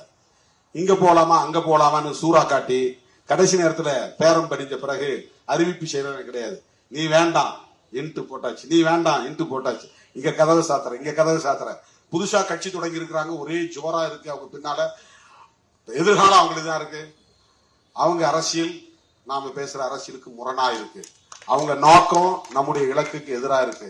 சாத்து கதவை, வேண்டாம் வேண்டாம், திறந்தே வைக்க வேண்டாம். புதுசா திறந்த கதவையே சாத்தியாச்சு. இதெல்லாம் முட்டாள்தனமா செய்யல, ஒரு நிலைப்பாட்டில் உறுதியாக இருந்து செய்கிறோம். இதனால் ஏற்படுகிற தேர்தல் பாதிப்புகள் நட்டங்களை நாங்கள் எதிர்கொள்வோம். அது எனக்கு பிரச்சனை கிடையாது. என்னுடைய கொள்கையை ஏற்று என்னோடு வருகிறவர்கள் என் உயிரின் உயிரான விடுதலை சிறுத்தைகளாய் என் இறுதி மூச்சு வரை இருப்பார்கள். போன முறை உங்களுக்கு வாய்ப்பு கொடுத்த 2.5 வருஷம் நீங்க இருக்கிறது வாய்ப்பு கொடுத்த, இப்ப பறிச்சுட்டு உங்களுக்கு கோபம் வரும். அது பறிக்கல, உன்னை எலிவேட் பண்ற, வேற ஆளை உட்கார வைக்கணும். இது ஒரு மியூசிக்கல் சேர் மாதிரி தான். நீ தள்ளிக்கிட்டா 100 ஆளை உட்கார வைக்க போறோம். ஒரு செஸ் விளையாடுறோம், ஒரு காயை எடுத்து இந்த இடத்துல வைக்கிறோம், இன்னொரு காயை எடுத்து இந்த இடத்துல வைக்கிறோம். இதுக்கெல்லாம் பெரிய ரீசன் சொல்ல முடியாது. இது வெட்டுப்படாம இருக்கணும், அதனால எடுத்து வைக்கிறோம், அவ்வளவுதான். நான் ஜெயிக்கிறனோ இல்லையோ, ஜெயிக்கிறனோ இல்லையோ, ஒரு ரூமுக்குள்ள கிடக்கிற சேர் இப்படி மாத்தி மாத்தி போடுறேன், அவ்வளவுதான். சேரை தூக்கி வெளியே போடல, உள்ளவே இருக்கிற சேரை மாத்தி மாத்தி போடுறேன். கிழக்கமா பார்த்து உட்கார்ந்து அப்புறம் வடக்கமா பார்த்து உட்கார்றேன், பெட்டை மாத்தி போடுறேன். இப்படி படுத்தா வடக்க தலை வச்சு படுக்க, இந்த பக்கம் தெற்க தலை வச்சு படுக்கலாம். அப்படி சீட்டை மாத்தி போடுறேன், பெட்டை மாத்தி போடுறேன். அதுதான் ரீஅலைன்மெண்ட். மாத்திக்கிட்டே இருக்கிறவங்கள, அவ்வளவுதான். நேற்று மாவட்டத்துல இருந்து நீங்க கீழே மாநிலத்துக்கு போ, துணைநிலை அமைப்புகளுக்கு போ, பேரன் பாடிக்கு வா, எல்லா இடத்துலயும் போய் கத்துக்க. அரசியல்னா என்னன்னு புரிஞ்சுக்க. மக்கள்கிட்ட போ, மக்கள்கிட்ட கற்றுக்கொள். உனக்கு அதிகாரம்னாலே என்னன்னு தெரியாது. என்ன கை கட்டி நின்று பழக்கப்பட்டவர்கள். எந்த கட்சியில் நீ ஒன்றிய செயலாளர் ஆக முடியும் சொல்லுங்க? தமிழ்நாட்டில் தோன்றிய கட்சிகள் எல்லாம் 70-75 ஆண்டு கால வரலாறு உள்ளது. அந்த கட்சியில் உன் தாத்தாவோ உன் பாட்டனோ ஒரு ஒன்றிய செயலாளராக முடியுதா? ஆனால் இன்றைக்கு உன்னை மாவட்ட செயலாளராக ஆக்கியவன் திருமாவளவன், மாநில செயலாளராக ஆக்கியவன் திருமாவளவன், துணை பொதுச் செயலாளர் என்கிற பெயரை சொன்னவன் திருமாவளவன். நீ இன்னொரு கட்சியில போய் சேர்ந்து அங்க இருக்கிறவங்களோட போராடி நீ வெள்ள மேடையில ஏறி ஒரு ஒன்றியமாயி மாவட்டமாயி அதன் பிறகு நீ ஒரு சீட்டுக்கு காம்படிட் பண்ணி உன் கையில 2 கோடி 10 கோடி பணம் இருக்குன்னு காட்டி சீட்டை வாங்கி நீ எம்எல்ஏ ஆகணும். நீங்க திருமாவளவன் ஈஸியா உன்னை எம்எல்ஏ ஆக்குறான். 6 பேருக்கு உனக்கு வாய்ப்பை கொடுக்கறான். இந்த வாய்ப்பை நீ வேற இடத்துல போய் பெற முடியுமா? இந்த நிலையை அடைவதற்கு இந்த 25 ஆண்டு காலம் எவ்வளவு வலிகளை சுமந்திருக்க முடியும்? எத்தனை இரவுகளில் தூக்கம் இல்லாமல் கழித்திருக்க முடியும். ஏனோ தானோ என்று புழுக்களை வந்து வாக்கு வங்கியை நிரூபிக்காமல் ஒரு கட்சி அங்கீகாரம் பெற்றது என்று சொன்னால் அந்த பெருமைக்குரிய கட்சி இந்தியாவிலேயே விடுதலை சிறுத்தைகள் கட்சி தான். தமிழ்நாட்டில் இருக்கிற பல கட்சிகள் தனியா நின்று எனக்கு இவ்வளவு சக்தி இருக்குன்னு காட்டிட்டு தான் கூட்டணிக்கு வந்தாங்க. ராமதாஸ் 10 வருஷம் கட்சியை நடத்தி 4 எம்எல்ஏ வந்த பிறகுதான் அதிமுக கூட்டணிக்கு போனார். 8% ஓட்டை காட்டினார். வைகோ தனியா நின்று 8% ஓட்டை காட்டி அப்புறம் தான் அதிமுக கூட்டணிக்கு போனார். விஜயகாந்த் தனியா நின்று 8% ஓட்டை காட்டி அப்புறம் தான் அதிமுக கூட்டணி. அதிமுக தான் ஃபர்ஸ்ட் என்ட்ரன்ஸ் கொடுக்குது, என்ட்ரி. இந்த கட்சிகளுக்கு எல்லாம் முதல்ல திமுக முதல்ல கொடுக்கறது இல்ல, அதிமுக தான். ராமதாஸுக்கு முதல் வாய்ப்பு கொடுத்தது அதிமுக, வைகோவுக்கு முதல்ல கூட்டணியில் சேர்த்துக்கிட்டது அதிமுக, விஜயகாந்த முதல்ல கூட்டணி சேர்த்துக்கிட்டது அதிமுக. இன்னைக்கு நம்முடைய இளவல் சீமான் 8% காட்டியிருக்கிறாரு. இந்த மாதிரி தனியா நிற்காமல் 8% ஓட்டை காட்டாமல் தமிழ்நாட்டில் பேரம் பேசக்கூடிய வலிமை திருமாவளவனுக்கு மட்டும்தான் உண்டு. வாக்கு வங்கியை உறுதிப்படுத்தாமல் ஒரு கட்சியை மாநில கட்சி என்கிற அங்கீகாரத்தை பெற வைத்தது யார்? எல்லாம் சாதாரணமா வந்து விட்டது கிடையாது. ஏதோ புழுக்குள்ள வந்து இல்ல, இவரை சேர்த்துக்கிட்டா அம்பேத்கர் படத்தை போட்டுக்கலாம், இந்த மக்கள் ஓட்ட வாங்கிக்கலாம் கணக்கு போட்டு கொடுக்க மாட்டாங்க யாரும். அம்பேத்கர் போட்டுக்கிறது வாப்பா என்ன உட்காரு, டீ சாப்பிடு, காபி சாப்பிடு, உனக்கு தேர்தல் செலவுக்கு என்ன கொஞ்சம் காசு கொடுங்கறதான் கடந்த கால கலாச்சாரம். ஒரே ஒரு சீட்டு கொடுக்குறேன், என் சின்னத்திலே நில்லு, நான் சொல்றபடியே கேளு, நான் சொல்றது மட்டும் பேசு அப்படிங்கறதான் கடந்த கால அரசியல் கலாச்சாரம். அதை முதலில் முறியடித்தது விடுதலை சிறுத்தைகள் கட்சி. புதிய வரலாறு படைத்தது விடுதலை சிறுத்தைகள் கட்சி. தோழர்களே, கிறிஸ்தவர்கள் மீதான இந்த வன்முறை வெறியாட்டம் என்பது சயின்டிபிக்கலி டிசைன்ட் ஒர்க் ப்ரோகிராம். இது அறிவியல் பூர்வமாக திட்டமிடப்பட்ட ஒரு வேலை திட்டம். இது தொடரும். இது ஸ்ட்ரக்சரல் வயலன்ஸ், இதுக்கு பேரு ஸ்ட்ரக்சரல் டெரரிசம், இதுக்கு பேரு கட்டமைப்பு ரீதியான தாக்குதல்களை நடத்துவது, பயங்கரவாதத்தை கட்டமைத்து விடுவது. ரோட்டில் நிக்கிறோம், திடீர்னு சண்டை வருது, டக்குன்னு போய் அடிக்கிறான், ஊர் ஊரா கொளுத்துறான், ஒரு தேவாலயத்தில் புகுந்து ஒரு வன்முறை செய்யறான்னா அது இன்சிடென்ட். இன்சிடென்ட் எல்லாம் நடந்துச்சு அல்லது ஆக்சிடென்ட் எல்லாம் நடந்துச்சுன்னு சொல்லலாம். திடுமன நடந்துருச்சு, ப்ரீ பிளான் கிடையாது. இந்த தேவாலயத்தை தாக்கணுங்கிறது நோக்கம் இல்ல. அங்க நடந்த சண்டையால தான், பிரச்சனையால தான், வாக்குவாதத்தால தான் இது நடந்துச்சு. இவன் இப்படி பேசினா இவங்க மெஜாரிட்டியா இருந்தனால கோபப்பட்டாங்க, உள்ள புகுந்து அடிச்சுட்டாங்க. இப்படி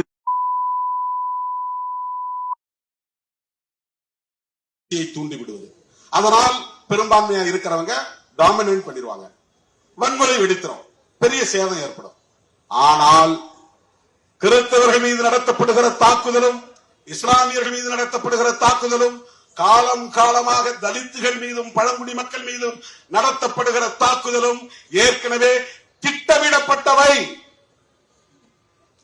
தலித்துகள் பழங்குடி மக்கள் மீது நடத்தப்படுகிற தாக்குதல் வேறு வடிவம் கொண்டது. அது ரொம்ப காலமா மனுஸ்மிருதியின் மூலமா இங்கே எஸ்டாப்ளிஷ் பண்ணப்பட்டது, நிலைநிறுத்தப்பட்டது, கட்டமைக்கப்பட்டது. ஆனால் இன்றைக்கு திடுமன இந்த வண்டின் மைந்தர்களாக இருக்கிற இஸ்லாமியர்கள் மீதும் கிறிஸ்தவர்கள் மீதும் தாக்குதல் நடத்துறாங்க. என்னன்னா அங்க பிஜேபி ஆளக்கூடிய இடங்கள்ல ஆன்டி கன்வென்ஷன் லா கொண்டு வந்துட்டான். தமிழ்நாட்டில் வந்து முதல்ல எதிர்ப்பு குரல் கொடுத்தது விடுதலை சிறுத்தைகள் கட்சி. மதமாற்ற தடை சட்டத்தை எதிர்த்துதான் நான் தமிழ் பெயர் சூட்டுகிற நடவடிக்கையை எடுத்தேன். இது பல பேருக்கு தெரியாது. தமிழ் மேல கொண்ட பற்றுதலால் இதை செய்தேங்கிற மாதிரி நினைப்பாங்க. இந்த மொழி உணர்வு, மொழி பற்று, அந்த அடிப்படையில் திருமாவளவன் தன் தந்தைக்கு ராமசாமி என்பதை மாற்றி தொல்காப்பியன் என்று பெயர் சூட்டிக் கொண்டார், பெயர் சூட்டி விட்டார் அப்படின்னு நினைக்கிறாங்க. ராமசாமிங்கிறத ராமன் சாமி இருக்கு, அதுல மத அடையாளம் இருக்கு. தொல்காப்பியன் என்பதில் மத அடையாளம் இல்லை, அது தமிழ் அடையாளம் மட்டும்தான்.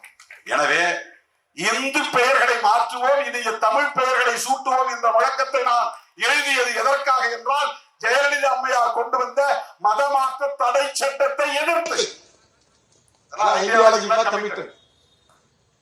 மதமாற்ற தடை சட்டத்தை எதிர்த்த இயக்கம் மூர்க்கமாக எதிர்த்தோம். அன்னைக்கு நாங்க சின்ன கட்சியா இருக்கலாம், தேர்தல் நேரத்தில் அந்த நேரத்தில் 10 மணிக்கு கூட்டத்தை முடிக்கணுங்கிற நிலையெல்லாம் வந்துருச்சு. அப்ப நான் இதெல்லாம் யாருக்கும் வராது.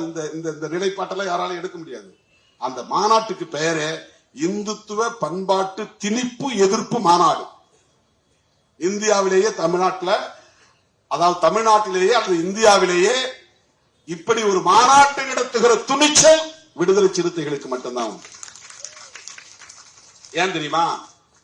ஆடு கோழி பலியிட தடை சட்டம் கொண்டு வந்தாங்க அந்த அம்மா ஒரே நேரத்தில். மதமாற்ற தடை சட்டம், ஆடு கோழி பலியிட தடை சட்டம். ஆடு கோழியை நீ ஏன் பலியிடக்கூடாதுன்னு சொல்ற? நான் ஏன் குலதெய்வங்களுக்கு, கருப்புசாமிக்கு, முனியாண்டிக்கு நான் போய் ஆட்டை வெட்டுவேன், பன்றியை வெட்டுவேன், கோழியை வெட்டுவேன், அங்கேயே சமைப்பேன், சொந்த பந்தங்களோட உட்கார்ந்து நான் சாப்பிடுவேன். இது என்னுடைய நீண்ட கால கலாச்சாரம். சில சாமிக்கு நான் சாராயமும் படைப்பேன். அது எங்களுடைய முன்னோர் கலாச்சாரம். செத்து போனவன் என் தாத்தாவா இருக்கலாம், பாட்டனா இருக்கலாம், அவன் விரும்பி திங்கிற கறியை நான் படைப்பேன். இது எனக்கான கலாச்சாரம். இதை நீ தடுப்பதன் மூலம் சாதிக்க விரும்புவது என்ன? நீ பெருந்தெய்வ வழிபாட்டை நோக்கி என்ன நகர்த்துற, சிறு தெய்வ வழிபாட்டிலிருந்து என்ன வெளியேற்றுற, குலதெய்வ வழிபாட்டிலிருந்து வெளியேற்றுகிறாய். என்னுடைய நாட்டுப்புற கலாச்சாரத்தை, பாரம்பரிய கலாச்சாரத்தை அழிக்க பார்க்கிறாய் என்று அன்றைக்கு அந்த அரசுக்கு எதிராக ஆடு கோழி பலியிட தடை சட்டத்தை எதிர்த்துதான் இந்துத்துவ பண்பாட்டு திணிப்பு எதிர்ப்பு மாநாட்டை நடத்தணும். இது எப்ப நடந்தது? 2004. எத்தனை வருஷத்துக்கு முன்னால? 21 வருஷத்துக்கு முன்னால. 21 வருஷத்துக்கு முன்னால திருமாவளவன் எப்படி இருந்தானோ இன்றைக்கு 2026 22 ஆண்டுகளுக்கு பிறகும் அதே கொள்கை உறுதிப்பாடு கொண்ட திருமாவளவனாகத்தான் இருக்கிறான் களத்தில். எந்த மாற்றமும் கிடையாது. அதுல இன்னும் உறுதியா இருக்கிறோம். என்னுடைய பாரம்பரியத்தை நீ சிதைக்க பார்க்காது.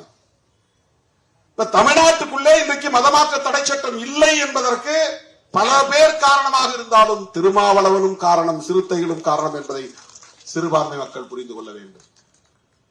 ஆனா பிஜேபி ஆளக்கூடிய மாநிலங்களில் மதமாற்ற தடை சட்டம் நடைமுறையில் இருக்கு. உத்தரப்பிரதேசத்தில் இருக்கு, ராஜஸ்தான்ல இருக்கு, சத்தீஸ்கர்ல இருக்கு, பல மாநிலங்கள்ல இருக்கு, கொண்டு வந்திருக்கிறாங்க. அந்த மாநிலங்கள் தான் ஹிந்தி பெல்ட். இப்ப அதை இந்துத்துவா பெல்ட்னு சொல்றாங்க. அங்க இந்த ஆன்டி கன்வென்ஷனல் லா கொண்டு வந்து ஒருத்தர் ஜெபம் பண்ணிட்டு இருந்தாருன்னா, இவர் மதமாற்ற முயற்சி செய்தாருன்னா அவரை தாக்குறது, அரெஸ்ட் பண்றது, உள்ள போடுறது. அந்த சட்டத்தை பயன்படுத்தி அந்த சட்டம் இருக்கிறதுனால எந்த கிறிஸ்தவரா இருந்தாலும் எந்த முஸ்லீமா இருந்தாலும் அவர் மதம் மாற்ற முயற்சித்தார் அப்படின்னு ஒரு ஃபால்ஸ் கேஸ் போட்டு அவரை தூக்கி உள்ள போட முடியும். அப்புறம் வெளியே வர முடியாது. நான் குற்றவாளி இல்லைன்னு அவர் நிரபராதின்னு ப்ரூவ் பண்ணிட்டு தான் அவர் வெளியே வர முடியும். இந்த நிலையை கொண்டு வந்திருப்பது இந்துத்துவா செயல் திட்டத்தின் விளைவு. பிஜேபி ஆட்சியில் இருப்பதனால் நிகழ்கிற ஒன்று. இவையெல்லாம் இந்தியா முழுவதும் பரவிவிடக் கூடாது, தமிழ்நாட்டிலும் பரவிவிடக் கூடாது என்கிற கவலைதான் நமக்கு மேலோங்கி இருக்கிறது. அதனால்தான் பெரியாரை இழித்து பழித்து பேசுகிறவர்களையும், திராவிட அரசியலில் எங்களுக்கு உடன்பாடு உண்டு என்று சொல்லிக் கொண்டே அந்த கும்பலின் செயல் திட்டத்தை நடைமுறைப்படுத்துவதற்காக புதிதாக களம் இறங்கி இருப்பவர்களையும் நாம் எதிர்க்கவும் விமர்சிக்கவும் கடமைப்பட்டிருக்கிறோம். அந்த களத்தில் அப்படி நிற்கிறோம். எனது அருமை தோழர்களே, சிறுபான்மை மக்களுக்கு எதிரான வெறுப்பு அரசியலை முறியடிக்க வேண்டும் என்கிற அடிப்படையில் நாம் களம் அமைக்க வேண்டும். அவ்வப்போது நடைபெறுகிற தாக்குதல்களை கண்டிக்கிற ஆர்ப்பாட்டங்களின் ஊடாக இவற்றையெல்லாம் தடுக்க முடியாது. பெரும்பான்மை இந்து மக்களை சகோதரத்துவத்தோடு நாம் அரவணைக்க வேண்டும். அப்பாவி இந்து வாக்காளர்களோடு இருக்கிற நல்லிணக்கத்தை நாம் பேணி பாதுகாக்க வேண்டும். RSS உள்ளிட்ட சங் பரிவார்களின் அரசியலை, ஆபத்தான அரசியலை, மதவெறி அரசியலை, சனாதன அரசியலை நாம் அம்பலப்படுத்த வேண்டும். இவற்றோடு சேர்ந்ததுதான் சிறுபான்மை மக்களின் பாதுகாப்பும் என்பதை சொல்லி இந்த கும்பலின் மதவெறி ஆட்டத்தை வன்மையாக கண்டித்து இஸ்லாமியர்களுக்கும் கிறிஸ்தவர்களுக்கும் என்றைக்கும் நாங்கள் ஒற்ற துணையாக இருப்போம், பாதுகாப்பு அரணாக இருப்போம் என்பதை சொல்லி முடிக்கிறேன். தேடி வந்த உங்கள் அனைவருக்கும், ஓடி வந்த என் உயிரின் உயிரான விடுதலை சிறுத்தைகளுக்கும் என்னுடைய நன்றியை தெரிவித்துக் கொள்கிறேன். உங்கள் விருப்பம் நிறைவேறாமல் இருந்தாலும் அதை பொறுத்துக் கொண்டு, இது நிரந்தரமானதல்ல, ஓடுகிற ஓட்டத்தில் 2 ஆண்டுகள் 3 ஆண்டுகள் உருண்டோடிவிடும். 6 மாதத்தில் 94 மாவட்டங்களுக்கு தேர்தல் நடக்க போகிறது. இனிமேல் நீங்கள் விரும்புகிறவர்கள் தான் மாவட்ட செயலாளர்கள். வேறு யார் விரும்புகிறவர்களும் மாவட்ட செயலாளராக வர முடியாது. நீங்கள் ஓட்டு போட்டுத்தான் மாவட்ட செயலாளர்களை தேர்ந்தெடுக்க போகிறோம் என்பதை அறிவிப்பாக செய்து இந்த களத்தில் பணியாற்றிய சைதை ஜேக்கப், தா இளையா, படி என்கிற கரிகால் வளவன், பா வேலுமணி, சேத்துப்பட்டு இளங்கோ, தேவ ஞான முதல்வன், து அப்பூன், சி சவுந்தர், நா உஷாராணி, சா இளங்கோவன் ஆகிய மாவட்ட செயலாளர்களுக்கும் என்னுடைய நன்றியை தெரிவித்து முடிக்கிறேன். நன்றி, வணக்கம்.